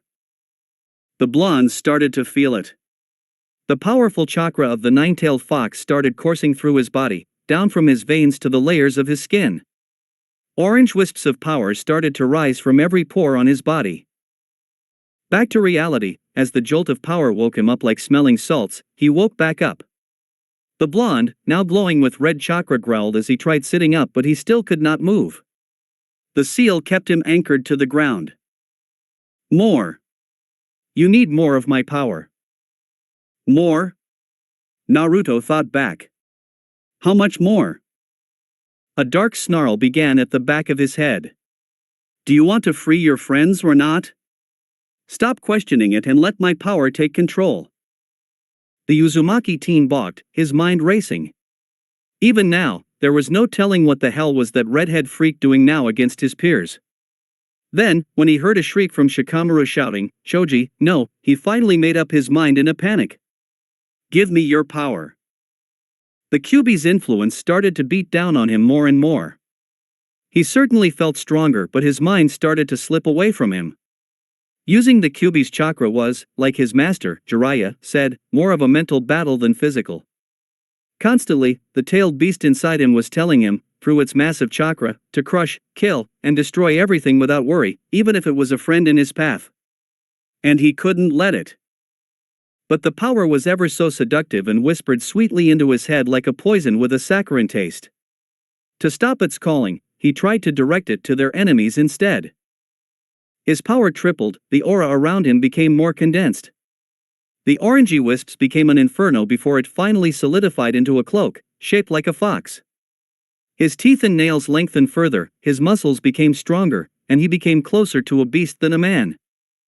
He stood up, feeling stronger than all. Shikamaru watched hopelessly as his best friend jumped in an attack made from him.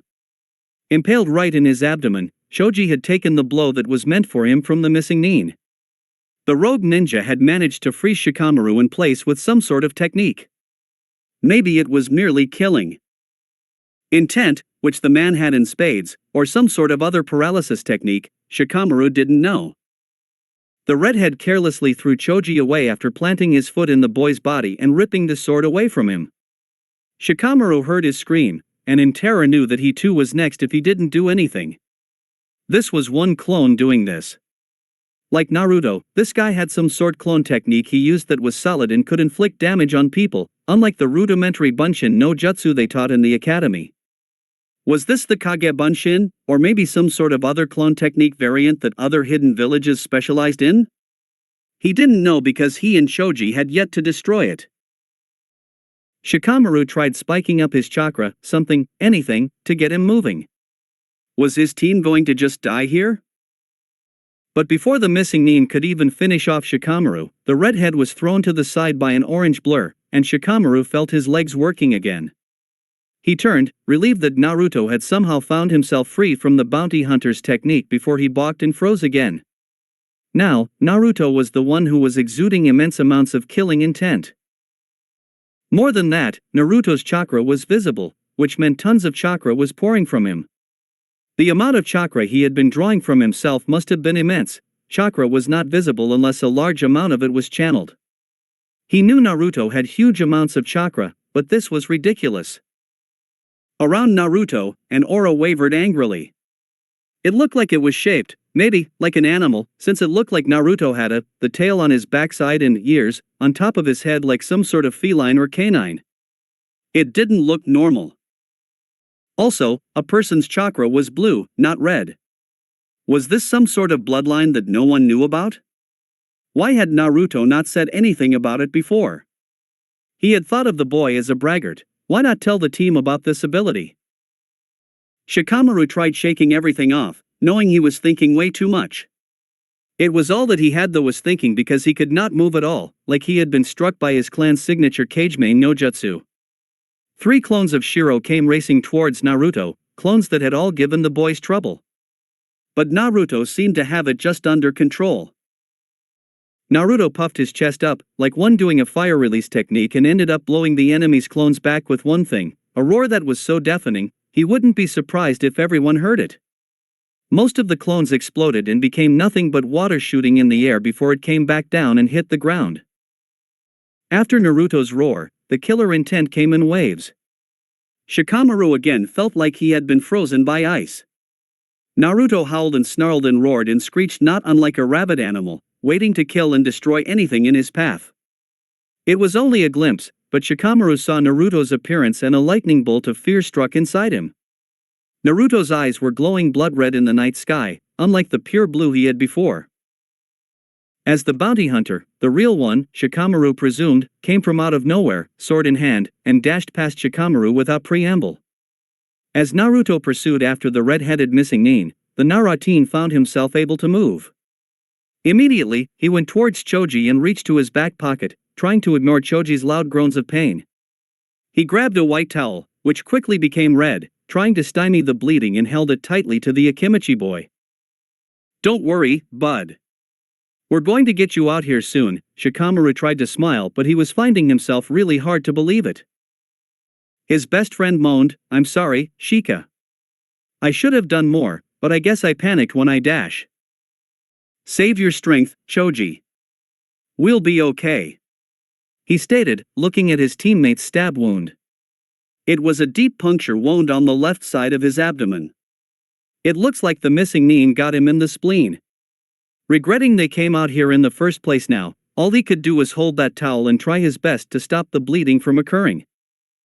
They would make it out of this. He had to keep hoping that they would. Shiro groaned, frustrated quite a bit at himself. He descended from the trees, sword in his hand. How foolish was he to think that a simple gravity and a chakra suppression seal could stop a Jinchuriki. He should have just put him down with a stronger seal. And he should have been able to sense the Kyuubi's chakra building up in him too. He hated how his bloodlust sometimes clouded his sensor abilities.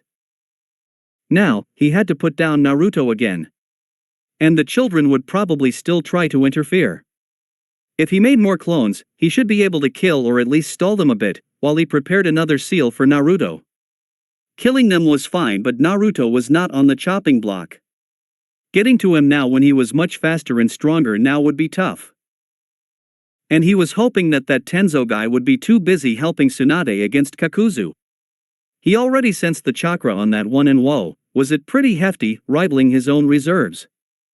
Of course, both didn't even have a candle on Kakuzu or Tsunade's reserves, which was the largest of them all. You know, outside of the kid who was currently drawing upon dangerous amounts of chakra from one notorious tailed beast. Naruto hissed at him, not unlike a rabid animal. Shiro's only saving grace was Naruto wasn't just fighting him, he was fighting his inner demon, the Kyuubi. Still, Naruto seemed to be conscious enough to throw ninjutsu at him. A rainfall of stones and boulders appeared from the night sky with such speed, Shiro had to perform the Kawarimi with the last clone that survived Naruto's roar attack from before it turned into water. And then as he reappeared, he saw no Naruto. He wondered where the boy went. Cautious, he tried concentrating, sensing chakra before he realized Naruto's chakra was coming from under him. Itachi's intel on the boy did say the kid knew Earth release ninjutsu. Naruto tried an open palm uppercut as he rose from the earth. Shiro, in response, attempted to do like before against Naruto, subdue him with a seal after impaling him with his bloodletter sword. The sword missed its mark and Naruto tried slashing his face off. He ducked and swung at Naruto with a fist to the face. It hit, but he immediately regretted it. He yelped, realizing that the trade-off was a lot worse for him. Punching a Jinchuriki with all that vile chakra bubbling around them? Fucking stupid, because it acting like he was putting his hand through fire and acid. Naruto, in return, while skidding back from Shiro's hard punch, threw his right hand out at Shiro, and created the most ridiculous thing ever, an arm made out of the malevolent chakra of the Kyuubi. The chakra arm grabbed onto him by his leg as the boy landed on his feet. Being pulled, Shiro saw a devilish smirk bloom on Naruto's face as he rocked Shiro with a bone-crunching fist of his own. Or at least would have, had he not made a water clone and it suffered the fate that he would have had. He winced at his sizzling leg, the necrosing effect of Naruto's demonic chakra burning him. He jumped back, and bit hard into his right arm, hoping that would help both his right hand and left leg. It did, somewhat. The chakra of the Jinchuriki was still very potent and it still fought to beat his body's healing factor. His chakra pools were taking a beating from all this chakra he was using. Naruto roared again, this time it was out of frustration of not outright killing Shiro. For his part, Shiro didn't know whether or not to laugh. The boy was clearly fighting a losing battle with controlling the tailed beast inside him, but not wanting to maim or completely kill the boy made it incredibly hard to subdue him. He needed to put Naruto down fast, or else he was in trouble. More chakra arms and hands were created, as Naruto attempted to squish him, almost comically, like a bug. Shiro used the shunshin to flicker left, and then right, attempting to dodge any sort of crushing. No matter what kind of healing he could do, his entire body being crushed wouldn't fix that. He had one other technique that could subdue opponents, even a powered-up Jinchuriki. He wasn't completely great with it, but that was his only chance. He tried focusing, gathering his chakra for one last move. However, he found out that Naruto was no longer the only person he had to worry about. Not closing his eyes and activating his sensing technique, Shiro had not seen Naruto's teammates coming. He had barely dodged the Inuzuka's spinning drill of death before being assaulted with 64 blazingly fast palm strikes from his left. Hack Rokugaya Gansho. The Hyuga had gotten him. He staggered, growling out, "Fuck." Even though his water clones were made of 1/10 of his power, they should have been able to handle these shinobi. Somehow, they got the better of them. He had underestimated them severely. Shiro peered from his side of the battlefield, looking on helplessly at the blonde demon carrier rush towards him, completely ignoring his friends as a now glowing purple chakra ball spun in Naruto's right hand, as a red chakra arm made of pure demonic chakra flew at him. Shiro grimaced. He could not use the Mizu Bunshin/Kawarimi trick now. He could not escape. He had allowed Genin to defeat him. He would not hear the end of it from Kakuzu. He felt himself being pulled to the boy, and he was aware he was yelling loudly, the pain of the chakra sizzling against his skin. The missing Nin braced himself, gnawing at his arm in an attempt to start his technique, fighting with the Hyuga's technique affecting his chakra nodes. It was half of a second, but he had done it, which saved him from sure death.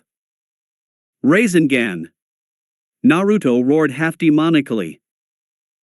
The Rasengan grounded his skin like a buzzsaw, and then after seconds of the excruciating cutting and burning effect of the spherical attack, it exploded on Shiro and he was flung back. He had become a human bouncing ball. Naruto had successfully sent him flying back into the forest, bouncing vigorously on the grassy floor until he slammed into one large tree that almost didn't stop him from flying back into more. He was pretty sure he already had sustained some massive damage already. But his head was still screwed on, and his heart was okay too, so probably would be just fine. Thank God for small mercies, huh? The explosion was heard easily on the other side of the field. Tsunade had barked something to that ANBU fellow over the loud explosion and pursuing sound of something being launched into a tree. Quickly after, the ANBU had fled from the battle. Kakuzu had half of a mind to believe that he went to go check on those Konoha brats from early who had followed the ANBU here. He looked down and saw the collapse of a tree in the forest that led to the lowlands here and said the first thing that came to his mind. It was a very similar thing to what he said before to himself. Fucking Shiro. Kakuzu landed far away from Tsunade. He grunted as he took time to stop feeding his two remaining masks, the fire and lightning ones, chakra, and returned himself back to normal. It was time to leave. He had failed spectacularly. In his conquest to kill Tsunade, thanks to her efforts and then that fucking ANBU who could, infuriatingly, use the motherfucking would release bloodline that he had long gone thought dead, he had failed somewhere. He had tried but now, he was running out of chakra, and she seemed to be even more invigorated than before. In between the time Shiro was dicking around with the kids that he should have been able to stop with ease, even if one of the fucking brats was the Kyuubi Jinchuriki. Before Tsunade could smack him with an attack, he used the Shunshin, disappearing in a cascade of water, before reappearing nearby where he saw his partner laid at. As he walked to him, he did a diagnosis on his body. 2 of his hearts needed to be replaced today. Livers, he didn't need to worry about. He had an extra liver stored somewhere in his body, he believed. He just had to get rid of the ruptured one now. Hearts were still very annoying to pick up. He wasn't sure where he could pick up an earth release one, besides maybe going out to Tsuchi no Kuni. Getting a wind release heart required a trip to Kaze no Kuni, which would also be annoying to travel all the way out there and have to stake out. Some poor schmuck for their heart. Maybe if they put in a fake mission report in and lured them into a trap. He wanted to hurt someone badly, and boy did Shiro seem like a tempting target. How could the moron get defeated by some snot-nosed, green around the edges brats? He was lucky Shiro didn't have the right heart needed to replace his destroyed ones. No, he did say to his leader that he wouldn't kill any more of his partners anymore. Besides, Kakuzu himself was quite the moron himself, allowing 2 of his masks to be destroyed and his own regular heart as well. Maybe he shouldn't have told Shiro to split up and fight Shizune. It would also be problematic to explain to Pain when they got back to a hideout because Kakuzu knew that Pain knew what happened. Somehow, someway, this transgression would get back to Pain. Whether it was through that lickspittle Zetsu who loved to follow his peers around, knowing their whereabouts, or with Pain's all-seeing eyes. Oh, hey, Kakuzu, I don't think I want to do this mission anymore. Shiro muttered from his awkward position on the ground. You just had to keep playing around, didn't you? Weaklings or not, you completely underestimated them. I could say the same about you. I could still feel Tsunade's chakra before that would release guy came to help her. What happened to her not being half the shinobi her grandfather was? Poof. We're retreating, Kakuzu declared, pointedly ignoring his partner. Pick your ass up and get moving. Do you need some healing? I don't think I have the chakra to do so. I barely am healing my injuries as it is. Can your healing shit get me 2 new hearts? The older shinobi snapped. I don't think so. Then, shut the fuck up already and move your ass. Shiro chuckled, clearly in excruciating pain, but Kakuzu wasn't feeling very sympathetic. Wish I could, but I am currently healing back my severed spine, so if you could be a pal dash. For fuck's sake, Shiro. Kiba and Shino came up to the scene where Shikamaru looming Choji shortly, running up to them. Shit, Kiba said aptly, looking at the former squad leader holding a cloth to their fallen comrade's stomach. God damn it, this isn't good. Niji came up to the group shortly afterward, his Byakugan activated. The enemies are retreating. That's good for us, ain't it? Kiba quipped. Niji paused, seeing Choji's state, suggested helpfully, Tsunade-sama should be able to fix him up. As Tsunade started to approach them, the oldest teen of the group deactivated his family's dojutsu. Where is Uzumaki-san? Over there, Shino pointed at the blonde standing by himself in the small distance.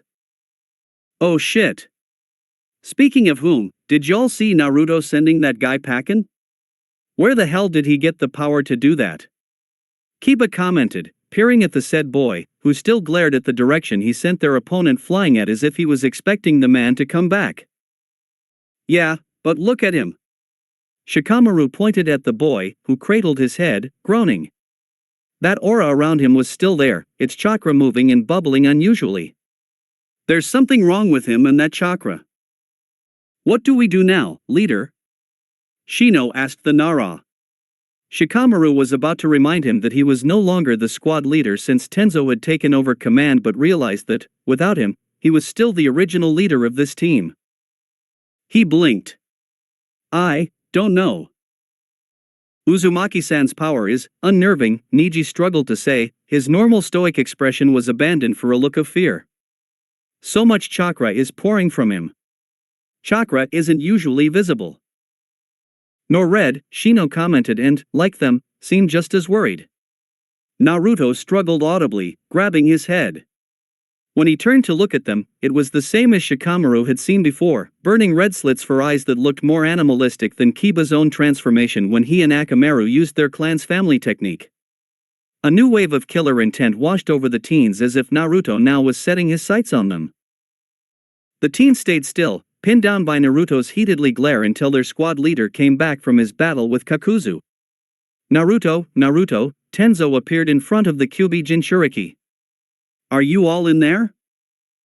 Naruto struggled again for a few seconds. The blond boy bared his sharpened teeth at the ANBU until he passed as if he was trying to recognize him. Tenzo-san? Naruto, can you tell Kyuubi to cut the power off?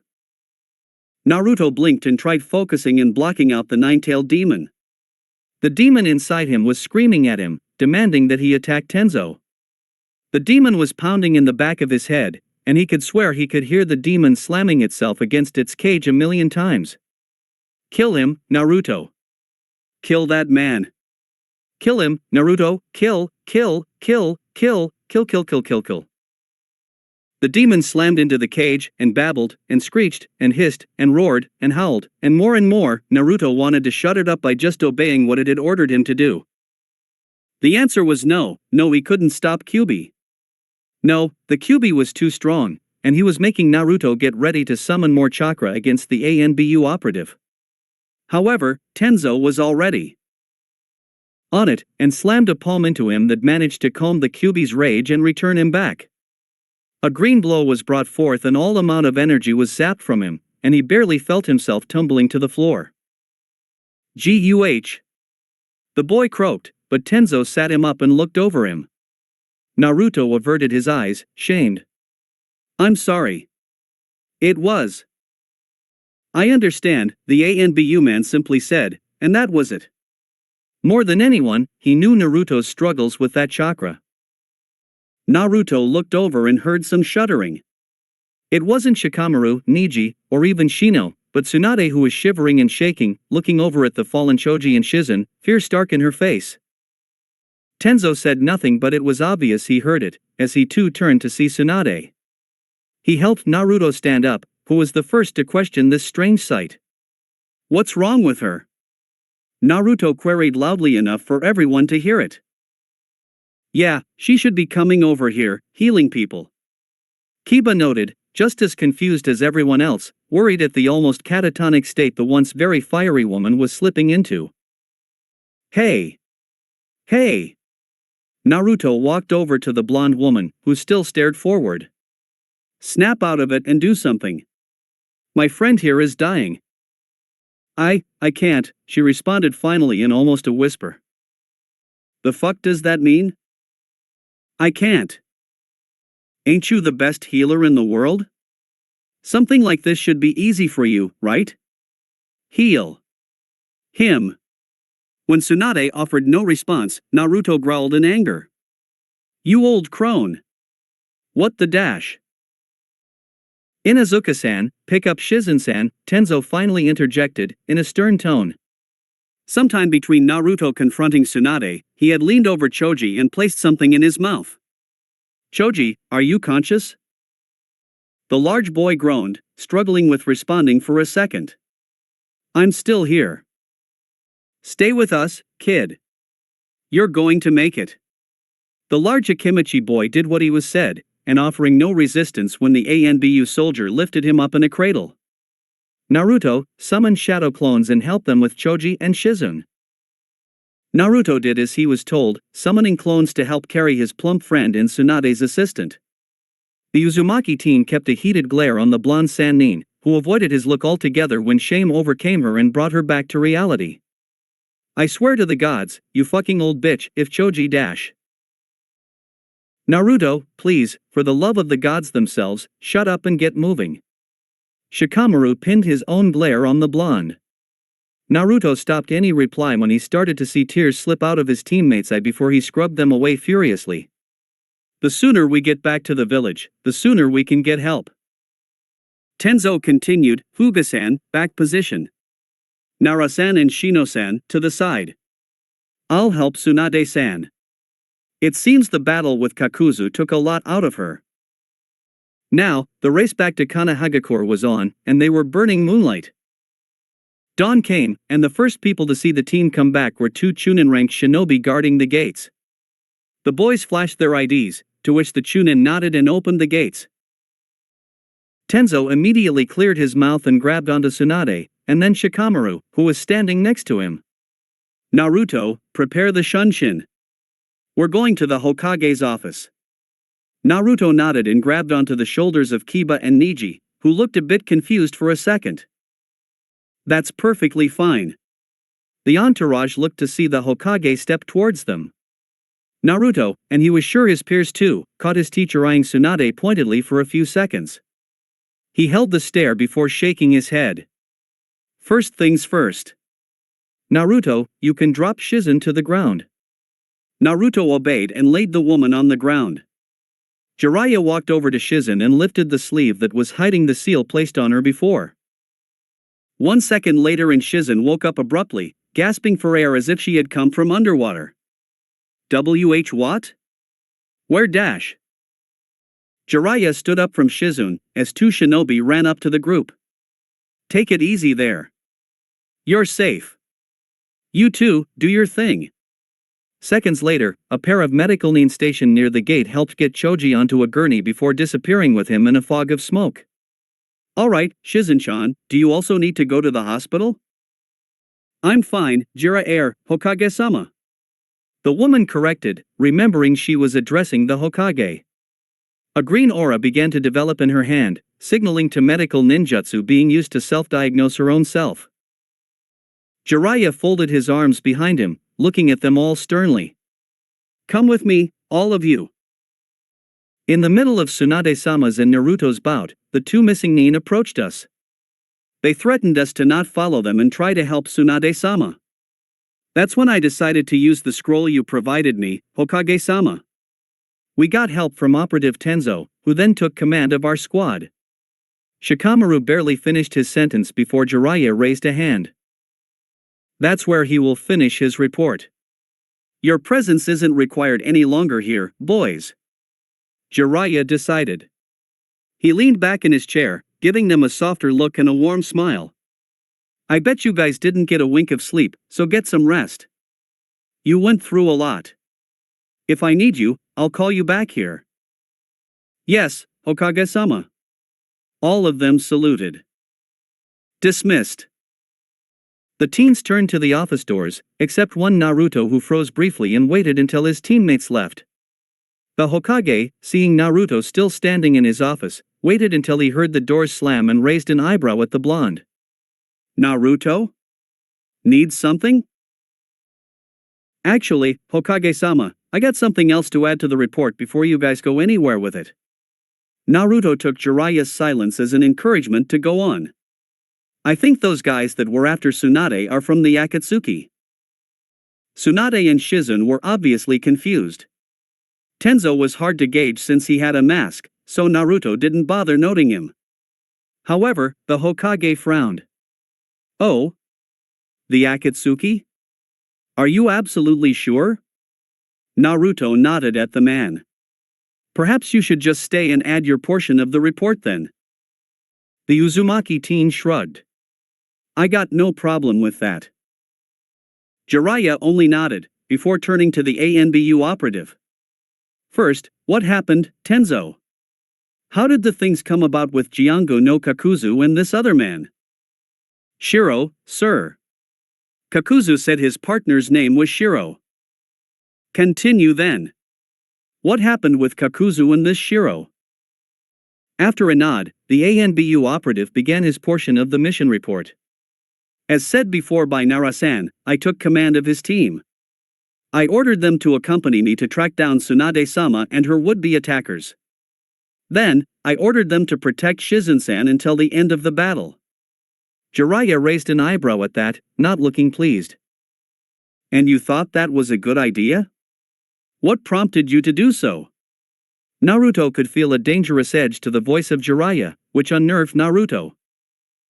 I did not have prior knowledge of the bounty hunter's affiliation with the Akatsuki until Naruto said it just now.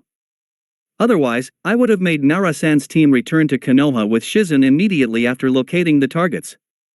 Tenzo clarified, not a hitch in his voice. Regardless of affiliations, the hunters had already made it clear they weren't going after Nara-san's team. I had Hyuga-san and Inuzuka-san act like our trackers and pinpointed the location of the missing nin. After locating one of the men fighting Shizun-san, which was Shiro, I ordered Naruto to use shadow clones and Nara-san to use the Kage-main no Jutsu in conjunction with one of my would-release techniques to immobilize one of the targets. We seemingly eliminated Shiro and secured Shizun-san.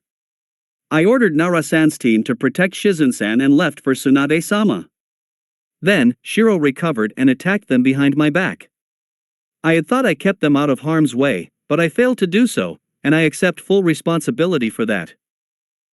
Jiraiya was silent, stewing on the words for a bit, before sighing in that oppressive air Naruto felt and the air dissipated. All right. I'll accept that. Continue, Naruto. The Hokage set his black eyes on the blonde Chunin. Why do you believe those men were Akatsuki affiliated and how come it took you so long to let Tenzo know? Well, that guy who I was fighting made it abundantly clear that I was lucky they weren't rocking the red clouds today, but if I see them again, they just might. It obviously spelled out Akatsuki to me. Naruto finished, adding a sheepish smile and a hesitant shrug. As for not telling Tenzo-san, I meant to, but everything kind of hit me all at once and it slipped my mind. The Hokage pinned a glare on the teen. You're a Chunin now, Naruto. You shouldn't have to have the Hokage reminding you of this. Besides, the Akatsuki is important. Don't let it happen again, or there might be dire consequences. Yes, sir, Naruto almost mumbled. I won't let it happen again. Jiraiya hummed, his frown deepening. Continue your story. Shiro got back up from being seemingly killed? We thought we killed him. We snuck up on him when he had just downed Shizun, Naruto recapped briefly. Tenzo-san and Shikamaru disabled him and I went for the killing blow. He didn't get back up for a while until he snuck attack us. Then, he paralyzed me with some sort of seal, and by the time I woke up, he had nearly killed Choji. Naruto paused to glare over to Tsunade. Continue, Naruto, Jiraiya commanded, almost warningly. The Uzumaki team turned back to the Hokage. Then, I tapped into Kyuubi's power to overload the power of the seal that redhead guy dash. Shiro, Tenzo added helpfully. Right, Naruto nodded, correcting himself. Kyuubi's power broke Shiro's seal.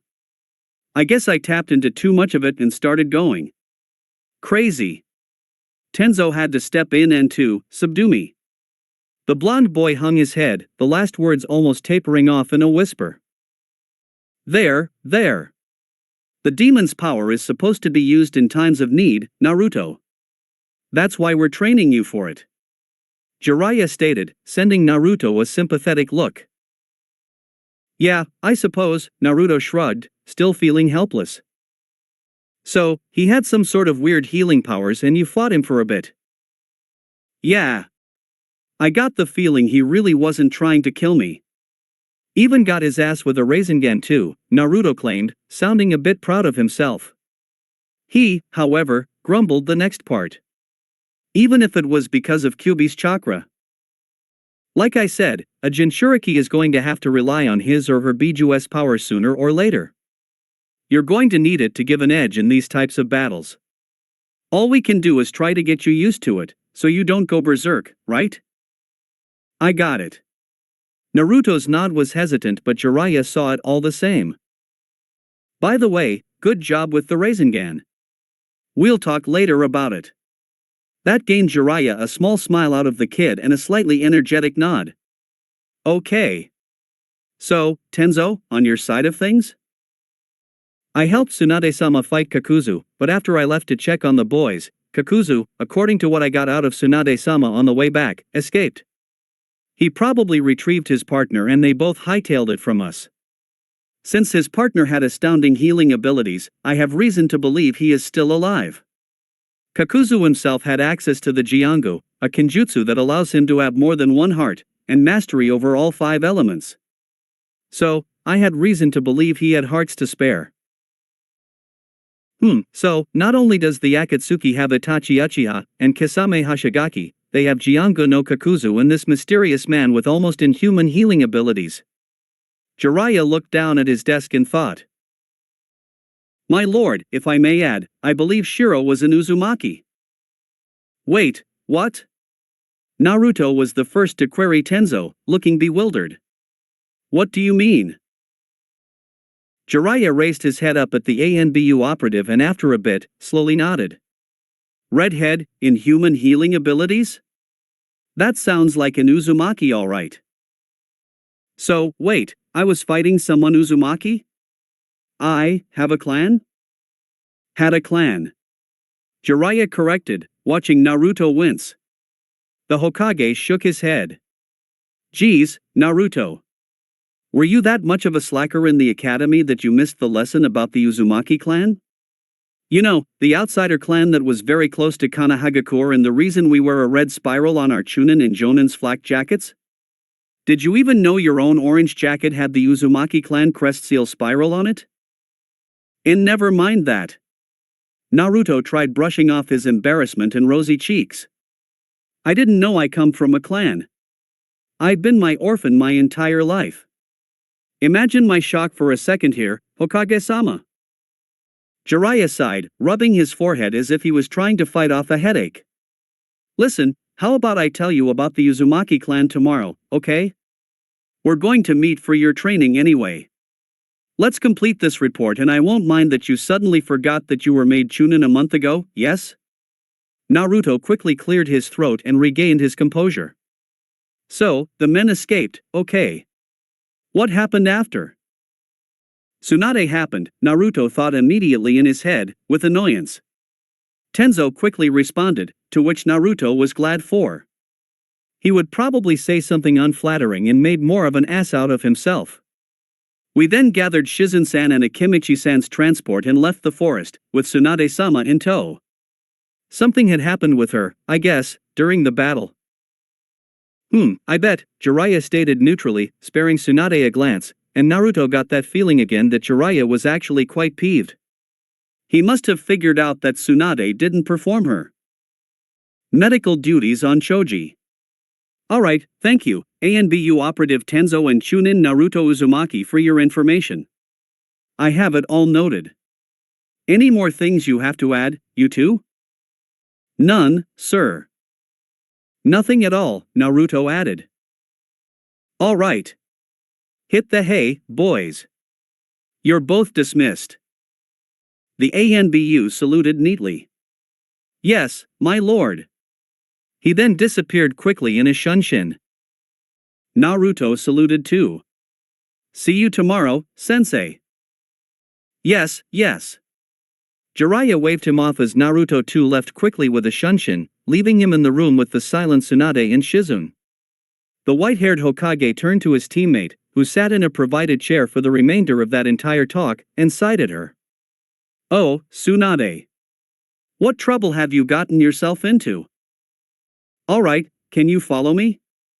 Or do you need help standing up? I'm not some helpless little calf, Jiraiya, Tsunade finally spoke up, looking annoyed but hardly with all the fire Jiraiya had known the woman to have. Where are we going? The Toad Summoner quirked an eyebrow. You sure as shit acting like one. And what kind of response is that? Come on, I'm the Hokage now. PSH, as if you actually want that hat on your head. I doubt a pervert like you would want to give up the life of traveling around, spying on poor girls.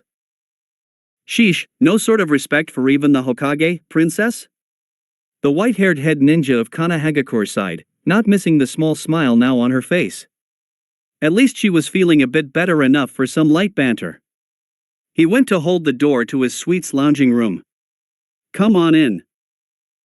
Tsunade gave him a raised, perfectly manicured eyebrow, to which Jiraiya was reminded how beautiful of a specimen of woman that stood before him. What's in there? He snorted at her though. I'm not going to try anything on you. It probably would look bad for a Hokage to be thrown through a wall and into the streets. This is just a place where I feel we both would be more comfortable inside. We need to talk anyway. The Hokage then turned to his former teammate's student. Maybe while we're there, Shizune can see what's going in the village? Jiraiya suggested at the end of his sentence. Tsunade harumphed, rolling her eyes until she set her vision on her black-haired companion. Shizune, see if you can offer your help to the Konoha hospital. I'll come to get you after this. If that's what Hokage-sama would want, Shizune uttered, looking at Jiraiya for approval. The lone man in the room nodded. Of course. Any effort to help us would be most welcomed. Shizune bowed respectfully to both her master and the Hokage, then disappeared in a plume of smoke. Tsunade herself offered no more words and walked inside the room, not even thanking Jiraiya for holding the door open for her. The man didn't take too much offense to it. Tsunade settled down on a long couch, while Jiraiya took the time to go into a cabinet on the wall of the room. He produced 2 glass cups and a warm sake bottle and sat them on the table. Then, Konoha's head ninja took a seat adjacent to Tsunade. While he didn't reach for anything, Tsunade nearly pounced on the cup and the bottle. The 5th Hokage folded his arms and crossed one of his legs over the other. Tsunade, what happened to you? Happened? Nothing happened, Jiraiya, the blonde poured the drink inside the glass, not bothering to look at his face. Nothing has changed over the years, or is going to change. Jiraiya glared heatedly at her. You nearly let 2 people die. I think that's important to note. Shizune's fine, and I didn't tell that ANBU fellow to bring his kids to our battlefield. You should blame him. What was he thinking allowing Genin and 2 Chunin on that battlefield? Especially with these S-rank ninjas roaming around there? Besides, who the hell is he anyway? Last time I checked, my old friend, the Senju clan died out about 2 wars backs. What's a commoner doing using our wood release? The Toad Sage could already see her trying to change the subject, and he wasn't having it. You are perhaps the greatest medical ninja of all time, hailed as such since the Second Great War, and this is what you become? A sad excuse of a woman wallowing in her pain dash. I thought I came here to relax and drink with you, not get lectured. The last member of the Senju clan glared at the Hokage. It's like 7 a.m. in the morning, Jiraiya complained, sighing in annoyance. And? Not too early to get a drink in. A crooked smile back at the Toad Sage and Tsunade swallowed her sake in one gulp. A few seconds, a head shake, and she grabbed the bottle again. You never refused to drink with me before. I don't like drinking as much as you do. I was just being courteous. Yeah, probably because you wanted the chance to do something perverted. I guess that too. Jiraiya shrugged, not bothering to deny anything. I'm not in a mood for either really. Again, it's 7 a.m. I'm more interested in getting breakfast. Suit yourself, Tsunade remarked with a shrug, taking another hearty gulp of her drink. She already finished 2 glasses of sake like she had been downing water.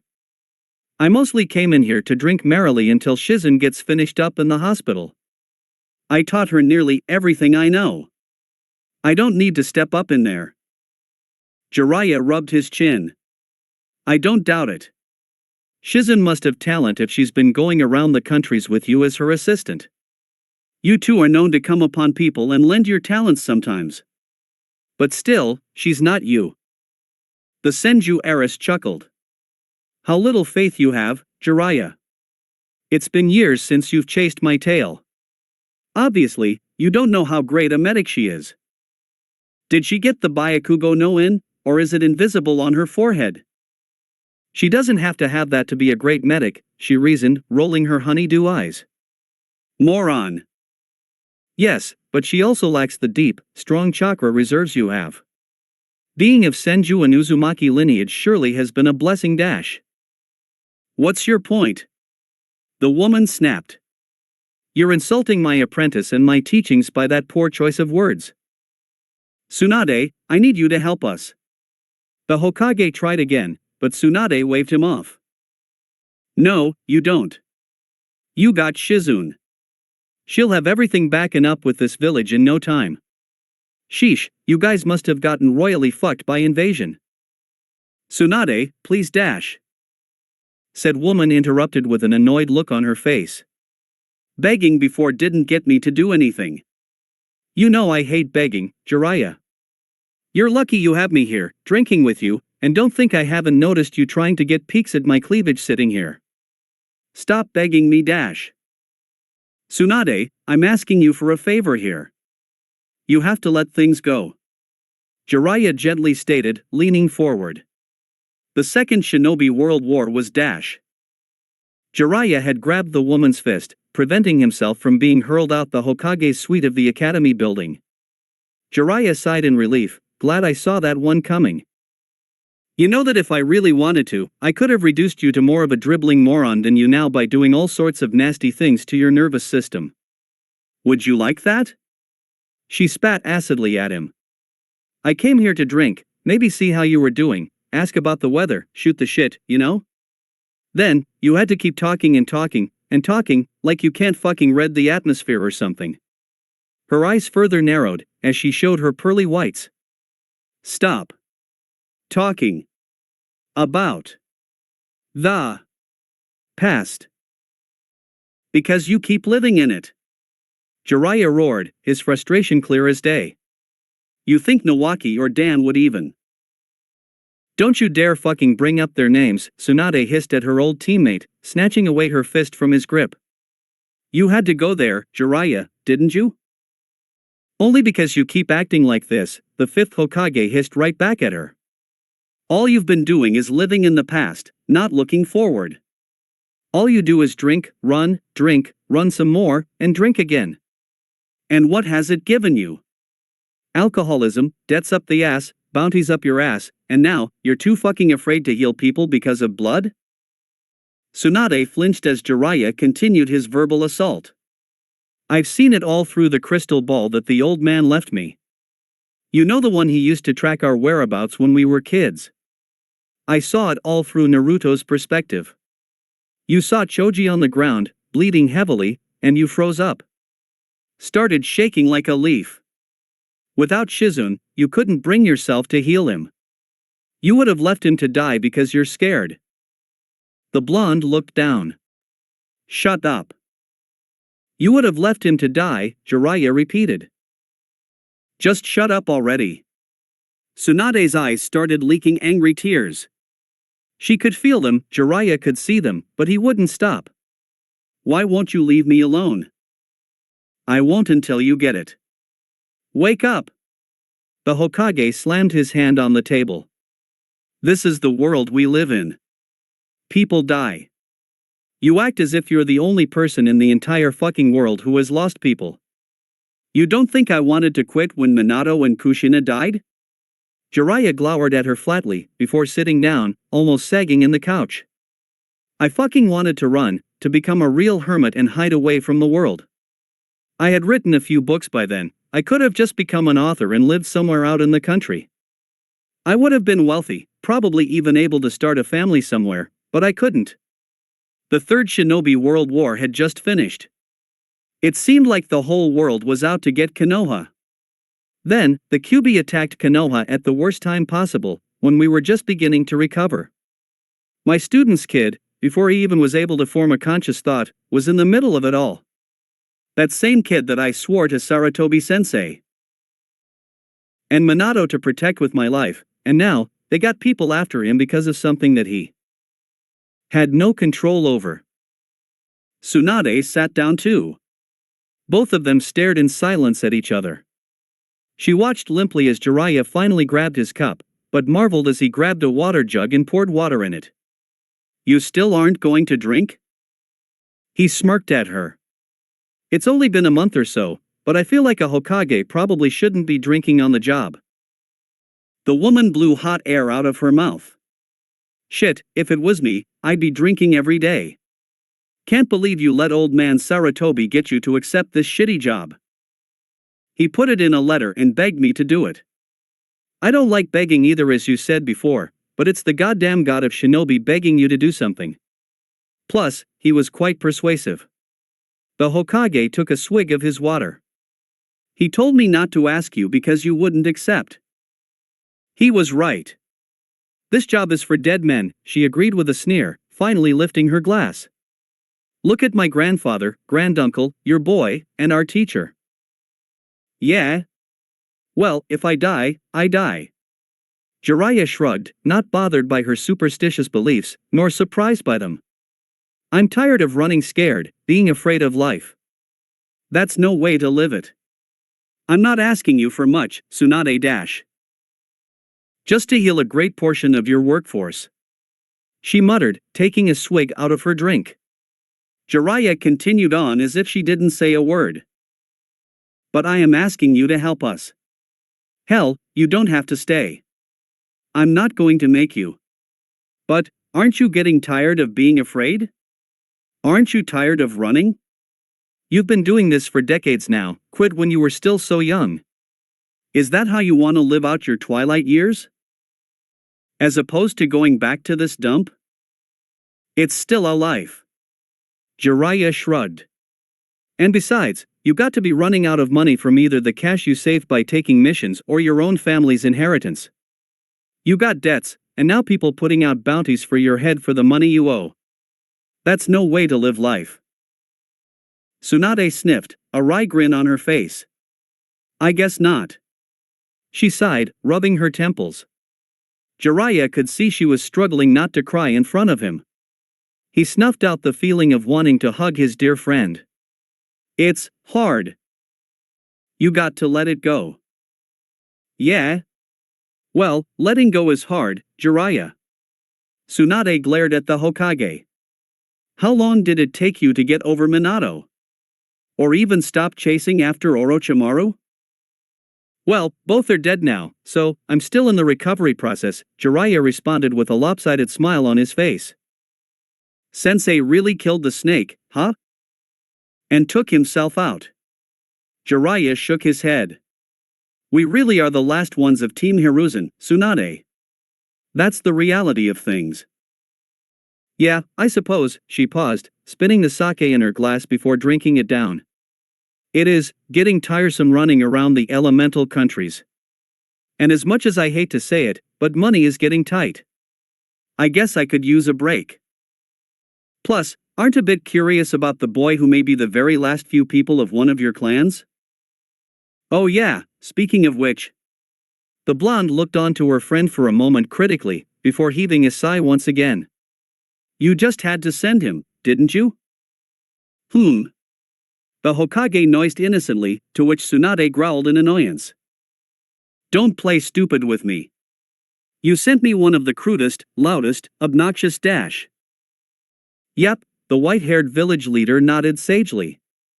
Acting like a buffoon in front of the Hokage, being disrespectful. Naruto Uzumaki's a handful, I know. Who are you telling? PSH, damn fool. Saying that he's a handful is an understatement. You got your work cut out for you with that one. Oh, he's got a lot to learn, that's for sure. The kid also wears his heart on his sleeve, not so good of a trait for a shinobi, especially where people are looking to stab at it. Boy, does he. Tsunade shook her head. You oughta knock that crap out of him quick. Especially when he's a Chunin. I don't know why you or, if Sarutobi-sensei did it, decided to promote him. He's more fitting to be a genin with that attitude. Oh, you're not the only person who said that. That goes in one ear and comes out the other with me. Despite Naruto's faults, I don't regret my decision. I see a lot of potential in the boy. That's why I promoted him. He's quite emotional, yes, but at the same time, he's got serious talent. You must have seen that with the way he used the Rasengan and managed to even subdue an S-rank shinobi. Sounds like he's gotten lucky if you ask me. Especially if he had to rely on that thing's chakra, but she paused to let out a begrudging huff. I suppose not many normal shinobi can use the Kagebunshin no Jutsu so much and have mastered the Rasengan at such a young age. And in such a short time too, Jiraiya boasted with a grin about his student. Kid's going places. Still, you're right. He needs some working on with his hard-headed attitude. I heard he challenged you to a fight. Exactly. I was just having a good night before this, minding my damn business. Then, he came to the restaurant Shizen and I was in. Starting shouting and challenged me to a fight. Then when I smacked him silly, he started telling me that he was going to be Hokage. Tsunade complained, putting her lips to her glass cup. After she took a sip, she muttered, "Humph, a punk like him as Hokage?" Doesn't help also that Naruto looks a lot like Nawaki did, only bleached blonde, huh? Jiraiya didn't even hide the small smile from his face. The Senju woman glared at him, but it wasn't as heated as before. You totally planned this. If you say so. The woman groaned. So, what do you want me to do again? Heal your people? Can you do it? Jiraiya asked, looking serious again. I know it's a bit much to ask, especially with this impromptu therapy session we just had here. Impromptu indeed. I will, see. Sighing, Tsunade took a gulp of her drink, before filling it back up quickly with some more sake. Jiraiya was sure now that she had drained almost half of the bottle alone. Going to need maybe another bottle of that liquid courage, if you don't mind. Hey, I'm not trying to encourage your rampant, crippling, and deliberating alcoholism here, the Hokage whined, but nevertheless went to the cabinet and brought out another bottle of sake. She kept on the half-empty bottle and poured herself another glass of sake. Well, sorry, Hokage-sama. You're going have to. After all, I'm here to heal your people. Maybe I'll even stick around a bit to get some supplies. Jiraiya smiled at that. Of course, take all the time you need. I can do without the placating smiles, Jiraiya, Tsunade uttered, sounding exasperated. She grabbed his cup from his side of the table and then poured some sake into the glass. Now, are we going to finally have a drink together, Hokage-sama? You're such an alcoholic, princess. But I do love the way you say Hokage-sama, Jiraiya remarked with a wag of his eyebrows which earned him a shake of Tsunade's head. The man took his glass from the woman before clinking it with Tsunade's cup. He then muttered a quick cheers, and took the burn that came with the drink with a straight face. Because at the end of it all, he won. Unsurprisingly, nobody waited up for Naruto after he left the Hokage suite. He wasn't looking for them to do so anyway. Naruto was tired and instead of dragging himself nearly across town to go home, he simply used the Shunshin no Jutsu to transport himself to his apartment door. He barely remembered walking inside the house and locking up. He did remember hitting his bed though, and not waking back up until it was the afternoon. Sometime around 3 p.m., Naruto got back up and ate a little bit. He got out of his house to walk around the village, not really aiming to see anyone at all. Before he knew it, it was time to get some dinner and then went for a bite at Ichiraku. No training was done, just relaxing. Besides seeing Ayame and her father for dinner, he planned to see no one. Halfway through his second bowl of ramen, Shikamaru showed up, however. Naruto. I had a feeling you would be here. That sounds like you wanted to see me. Naruto raised an eyebrow at the Naruto, who pulled up to a seat next to him and sat down. He allowed the boy to put in an order to Ayame before speaking again. What's up? Nothing much. I guess I wanted to touch base and talk about what happened a bit. It was a hell of a night that we had. Yeah, Naruto retorted with a sigh. Seeing Shikamaru's grimace, the blonde teen tried giving his friend a smile. But everything will be okay. We completed our mission, got that old hag back to the village, and got back in one piece. I even think Choji will be okay. You think so? Shikamaru questioned. I mean, you tell me. Choji's made of sterner stuff, right? He was bleeding, a lot, but I think he'll be okay. Yeah. Shikamaru folded his hands in front of his face, as he leaned forward, not looking at Naruto. Yeah, I got to trust in it. Did you go and check on him? He's in ICU. I didn't get the chance to do so since I went straight home after our talk with the Hokage. Visiting hours is limited, last time I checked. I'll check tomorrow. As for today, I just wanted to rest and get some sleep. Barely got that today. The Nara boy then scrubbed his eyes quickly. Choji, he looked bad. Naruto winced. Yeah, he did. Well, he's in good hands. You don't need to rush out to see him. Relax a bit, okay? When his former team leader shook his head, Naruto questioned, what's wrong now? Shikamaru stopped to rub his temples with a sigh. I just wish I wasn't so useless. Huh? What do you mean?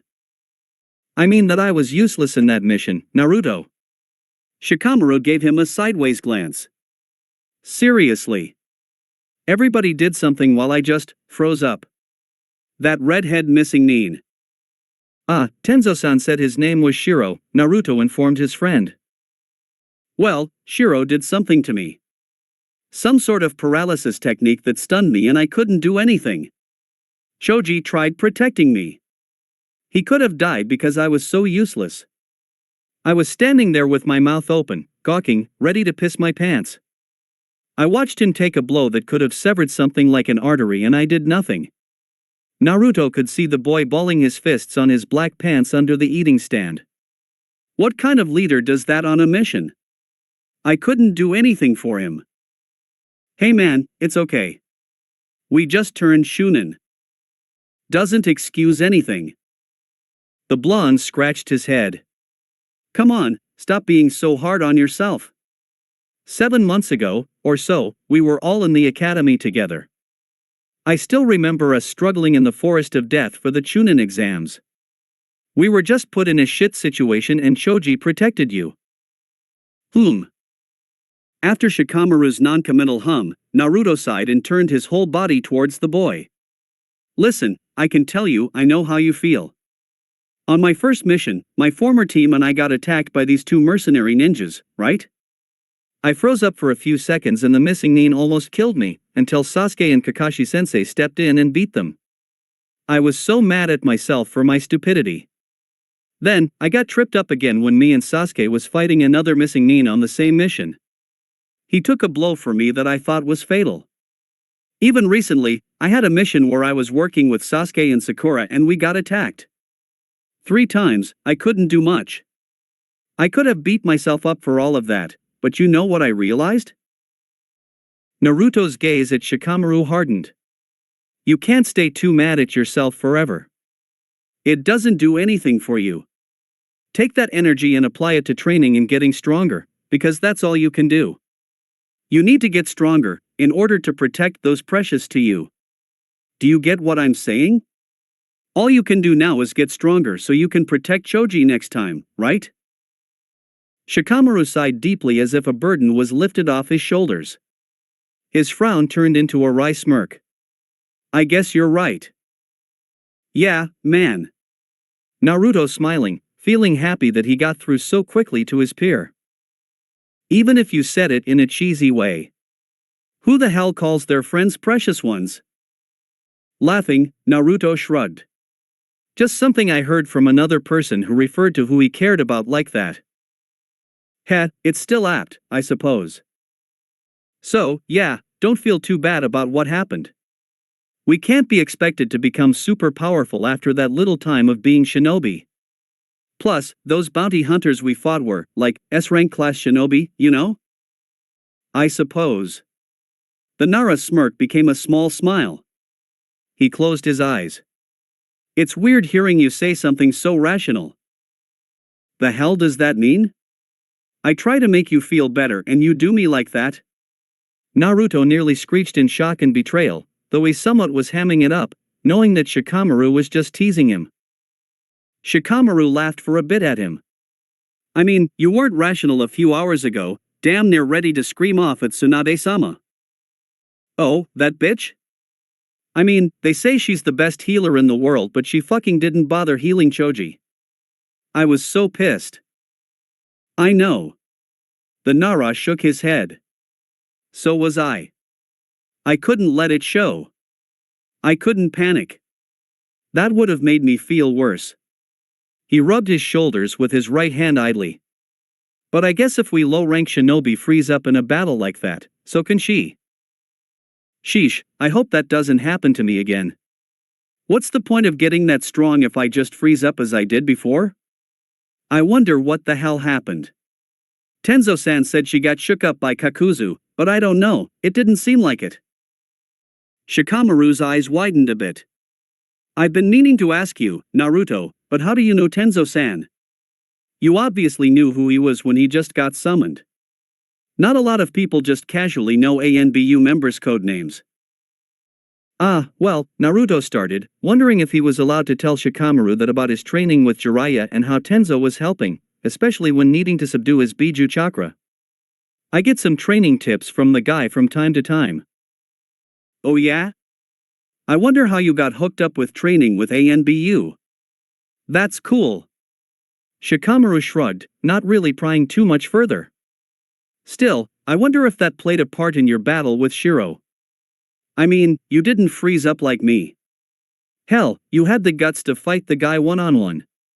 All with that strange chakra you had. Oh. You saw that, huh? Naruto looked down, swirling the ramen broth in front of him with a spoon. Yeah, of course. I'm sure everybody saw it and if they didn't, felt it. It was pretty fearsome. Shikamaru chuckled and it didn't seem too contemptuous or mocking.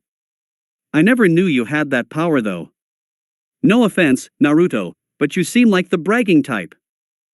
Hey. Naruto pouted, despite feeling awkward. The Naruto snickered but attempted to cover it up with a hand.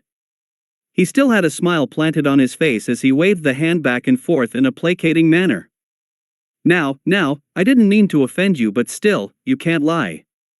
You're the type of person that would show off any sort of technique just because you think it's badass, so I'm curious how I never saw this ability you have before in the academy.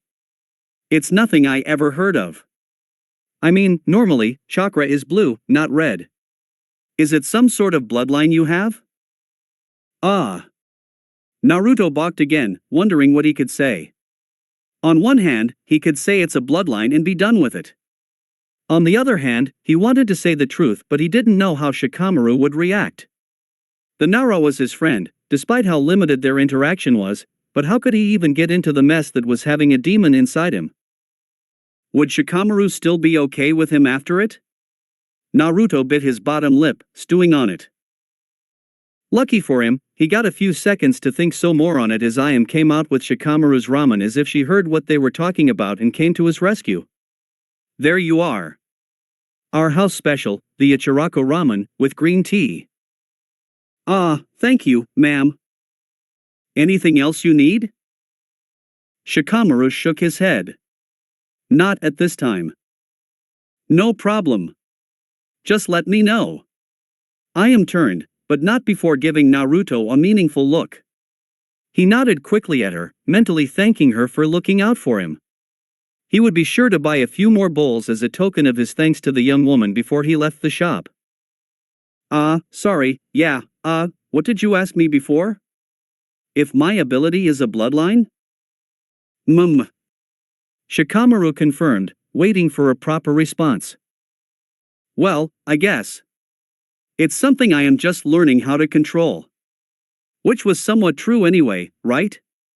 Relative to about a month ago, Naruto had just started using the Kyuubi's chakra more and getting down how to channel it better. It's not something I like using since I don't have the greatest control over it yet. I see.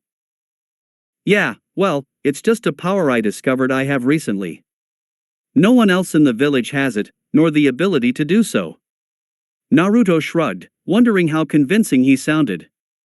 A shinobi should have mastered the art of lying, but Naruto would be the first to admit that he wasn't that much of a good liar. I couldn't say what it is. Maybe it's some sort of family bloodline. I don't have a family if you remember. But you are of a clan, Naruto. The Uzumaki clan? Remember? Naruto's face dawned with realization. Shikamaru rubbed his face in disbelief. Boy, how did you get through the academy again? Well, I have been meaning to look up them. Especially since that Shiro fellow was apparently from the same clan as him. He thanked the Nara inwardly for reminding him. But I haven't quite gotten around doing that. I would check the libraries. Yeah, that's a start. Naruto smiled. Thanks. No problem. Shikamaru then turned to finally start eating his food. Naruto tasted his food and was a bit annoyed that it was lukewarm, but ultimately, he was happy he got to cheer up Shikamaru. He was still a bit disappointed in himself that he didn't have the guts to tell his Nara friend the truth behind the red chakra, but maybe later on down the line he would get around to doing so. After a bit, Shikamaru paid for his meal and left Ichiraku, leaving Naruto to eat 2 more bowls before he himself left for home. The next morning, and before he started doing any sort of training on with the Hokage, Naruto decided to go to the hospital. It wasn't only to check on Shoji but also to check on the other person in the hospital, Kakashi Hatake. His former squad leader had been put under a genjutsu by one of the Akatsuki men, Itachi Uchiha, and hadn't come from it at all. Since he hadn't gotten the chance to come to visit before yesterday, Naruto was going to visit the comatose man in ICU. Going up the stairs of the hospital, he was shocked at the sight of Tsunade, leaning against a wall of Kakashi's room. What are you doing here? What does it look like, kid? The woman snorted. I'm working here. But, why? Because I'm a medic nin? The blonde raised an eyebrow. And what's your business in ICU? Visiting someone? Hey, is Kakashi Hatake your teacher? I thought Jiraiya was. Kakashi-sensei was my former squad leader before I became a Chunin, actually. Naruto frowned a bit, in confusion. So, wait, you're healing people now? What the hell happened from before then? Tsunade frowned herself before sighing. Listen, I had a problem, and I fixed it. That's all you need to know. Both your friend, Choji, and your sensei, Hatake-san, are fine now. With Choji, some surgery was performed but Shizen finished him up before I even came here. That's a relief, Naruto remarked, letting go of a breath he didn't know he was holding in. Yeah. As for Hatake-san, he's going to need some more time to recover. A bit of mental evaluation, and some therapy before he's ready to return back to duty. Probably a month before I get him back up to speed. That's the gist of it. Naruto didn't know what to say. One minute he really hated this hag's guts, and the next, she was the savior that everyone needed in this village. Thank you. Tsunade smiled a little bit before nodding. Well, at least someone's pleased with my work. Not that I lacked praise since all the doctors did was fawn over my performance. She then yawned noisily. Man, got me working almost day and night doing this shit. Jiraiya is something else. You two better be glad we're here. It was a mess before me and Shizen started cleaning up, so to speak. I should let you get back to doing whatever you're doing now. Taking a break, kid, the busty blonde woman sighed, folding her arms under her chest in an interesting way. Naruto tried to not stare, feeling a blush creep up against his cheeks. Damn teenage hormones. As for you, I think Hataki-san went back to sleep. Don't go disturbing him, okay? It's probably going to take a day or two before he gets his bearings back. He also wasn't all that coherent anyway when he was brought out his coma. A lot of patients are like that when they wake up. Alright, Naruto nodded, and then after contemplating it for a second, gave her a bow. Thank you so much for saving them. Humph, so you do have so manners. Well, I guess I accept. You're welcome. I supposed I wasn't doing the best in my own situation, huh? She closed her eyes, a smile on her face. She uttered her next words softly. It took Jiraiya, and you, to snap me out of it. What did I do? Naruto raised back up and scratched his hair in confusion. I pretty much remember me calling you a fucking old bitch. For some reason, Tsunade chuckled pleasantly and leaned off the wall. She then went to pinch his cheek, hard. Naruto yelped, getting reminded of her crazy natural strength. I'm letting you off for that one with just that. Try not to get so crude with a lady, kid. I'm just trying to help you when you deal with girls later on. Well then, I'm about to end my break. She suddenly frowned. I have another patient Jiraiya wanted me to see to especially. A young boy by the name of Lee. Naruto rubbed his face. Oh yeah. Rock Lee. I heard his injury was pretty bad. But if you can heal Kakashi-sensei, you should be able to fix Lee easily. Things aren't as simple as just healing, kid. Unlike Kakashi's coma, Lee's issue is much worse, she muttered, closing her eyes. She opened them up, seeing Naruto's concerned look and decided it was time to leave. Alright, enough talk. You got your thing and I got mine. I'll see you later. See ya, Naruto said back to the departing Tsunade and ducked into the room of his Jonin leader, stewing in thought. He knew something was up with Lee, but if this lady could heal hundreds of others who were suffering in the hospital in the span of one day, and get Kakashi out of a coma, she could help Lee. That's all he could hope for anyway. But for now, he should probably go and let his former teammates know that Kakashi-sensei had made it out of his coma and was resting now. His hand went for his favorite hand seal. Around 11 a.m., Sasuke went through a taijutsu kata, trying his best to ignore Sakura, who sat on a wooden log post with a dreamy look on her face. As usual, his teammate was more concerned about catching a chance to see him work and gush about how cool he looked instead of actually training herself. She is just as insufferable as Naruto used to be when he was on the team. Thoughts of the blonde then started to climb inside his head. He wondered what the moron was doing now, doing missions and fighting strong people or training his hardest, maybe with a teacher who wasn't injured or lazy when he was healthy. It irked him so much, which made him strike the training dummy in front of him harder. Where was the boy anyway?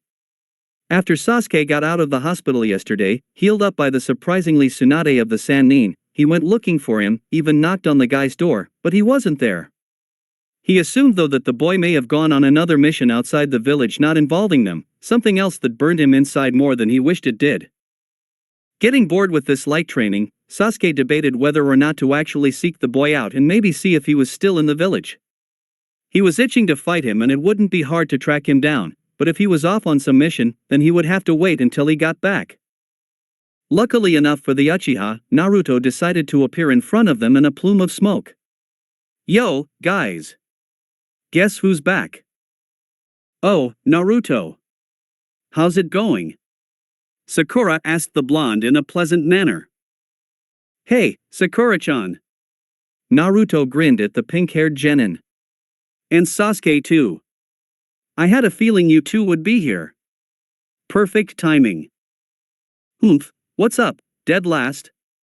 Here to grace us with your presence for a reason, Chunin-san?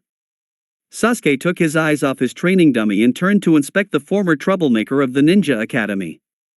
The boy was dressed in a black shirt and the standard orange pants and black sandals he usually had on. Even as a Chunin, the Uzumaki would never stop wearing orange. Moron. Well, actually, I'm just a clone.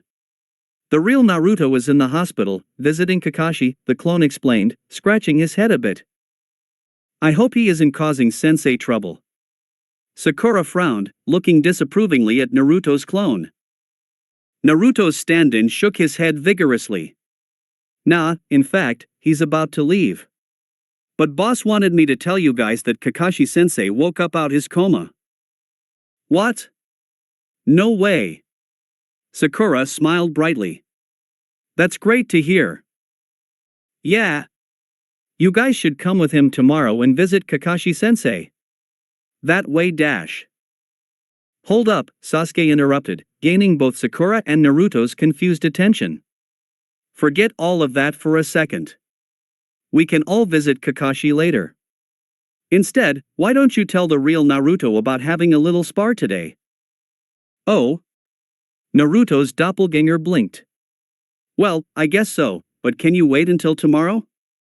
Boss, Naruto's got some training today to do with his teacher dash.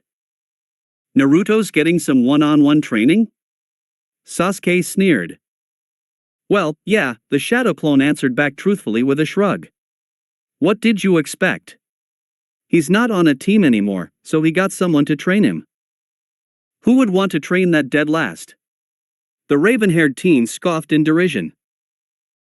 He's not at liberty to say. I think? Actually, does sensei care whether or not anyone know? The clone rubbed his chin, mulling over telling Sasuke and Sakura anything. Sasuke felt his anger increase. So, what?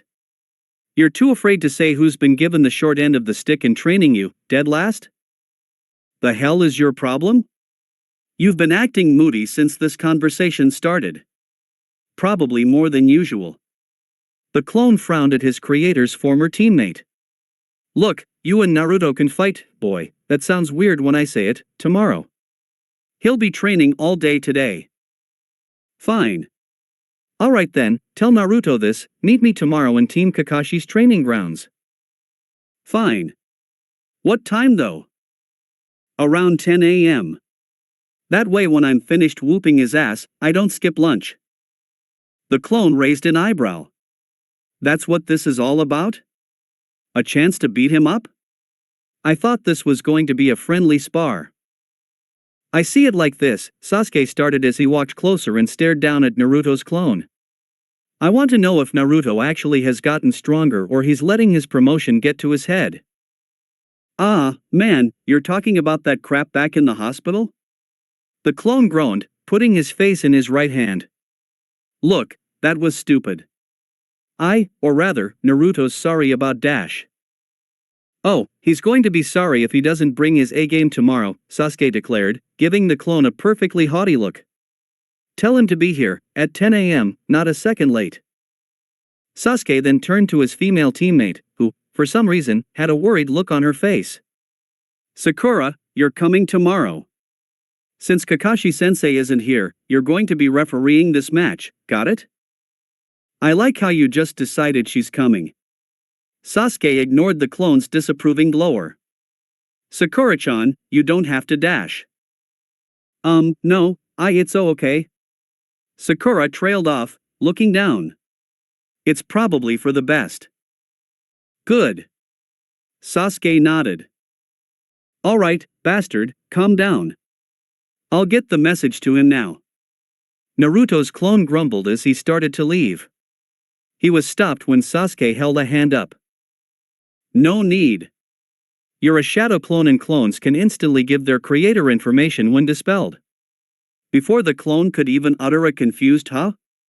Sasuke had sunk into his guard and sent an open palm strike to his head, making the clone explode into smoke. Smirking, Sasuke turned to the training dummy again with a new purpose in his eyes. It was time to prepare for tomorrow. That's it for today. Remember to show your support to the creator of this story if you enjoyed it. If you would like more parts of the story to be uploaded, leave a comment and subscribe to get notified when the story continues. Bye-bye for now, and I hope that you all have a wonderful rest of your day.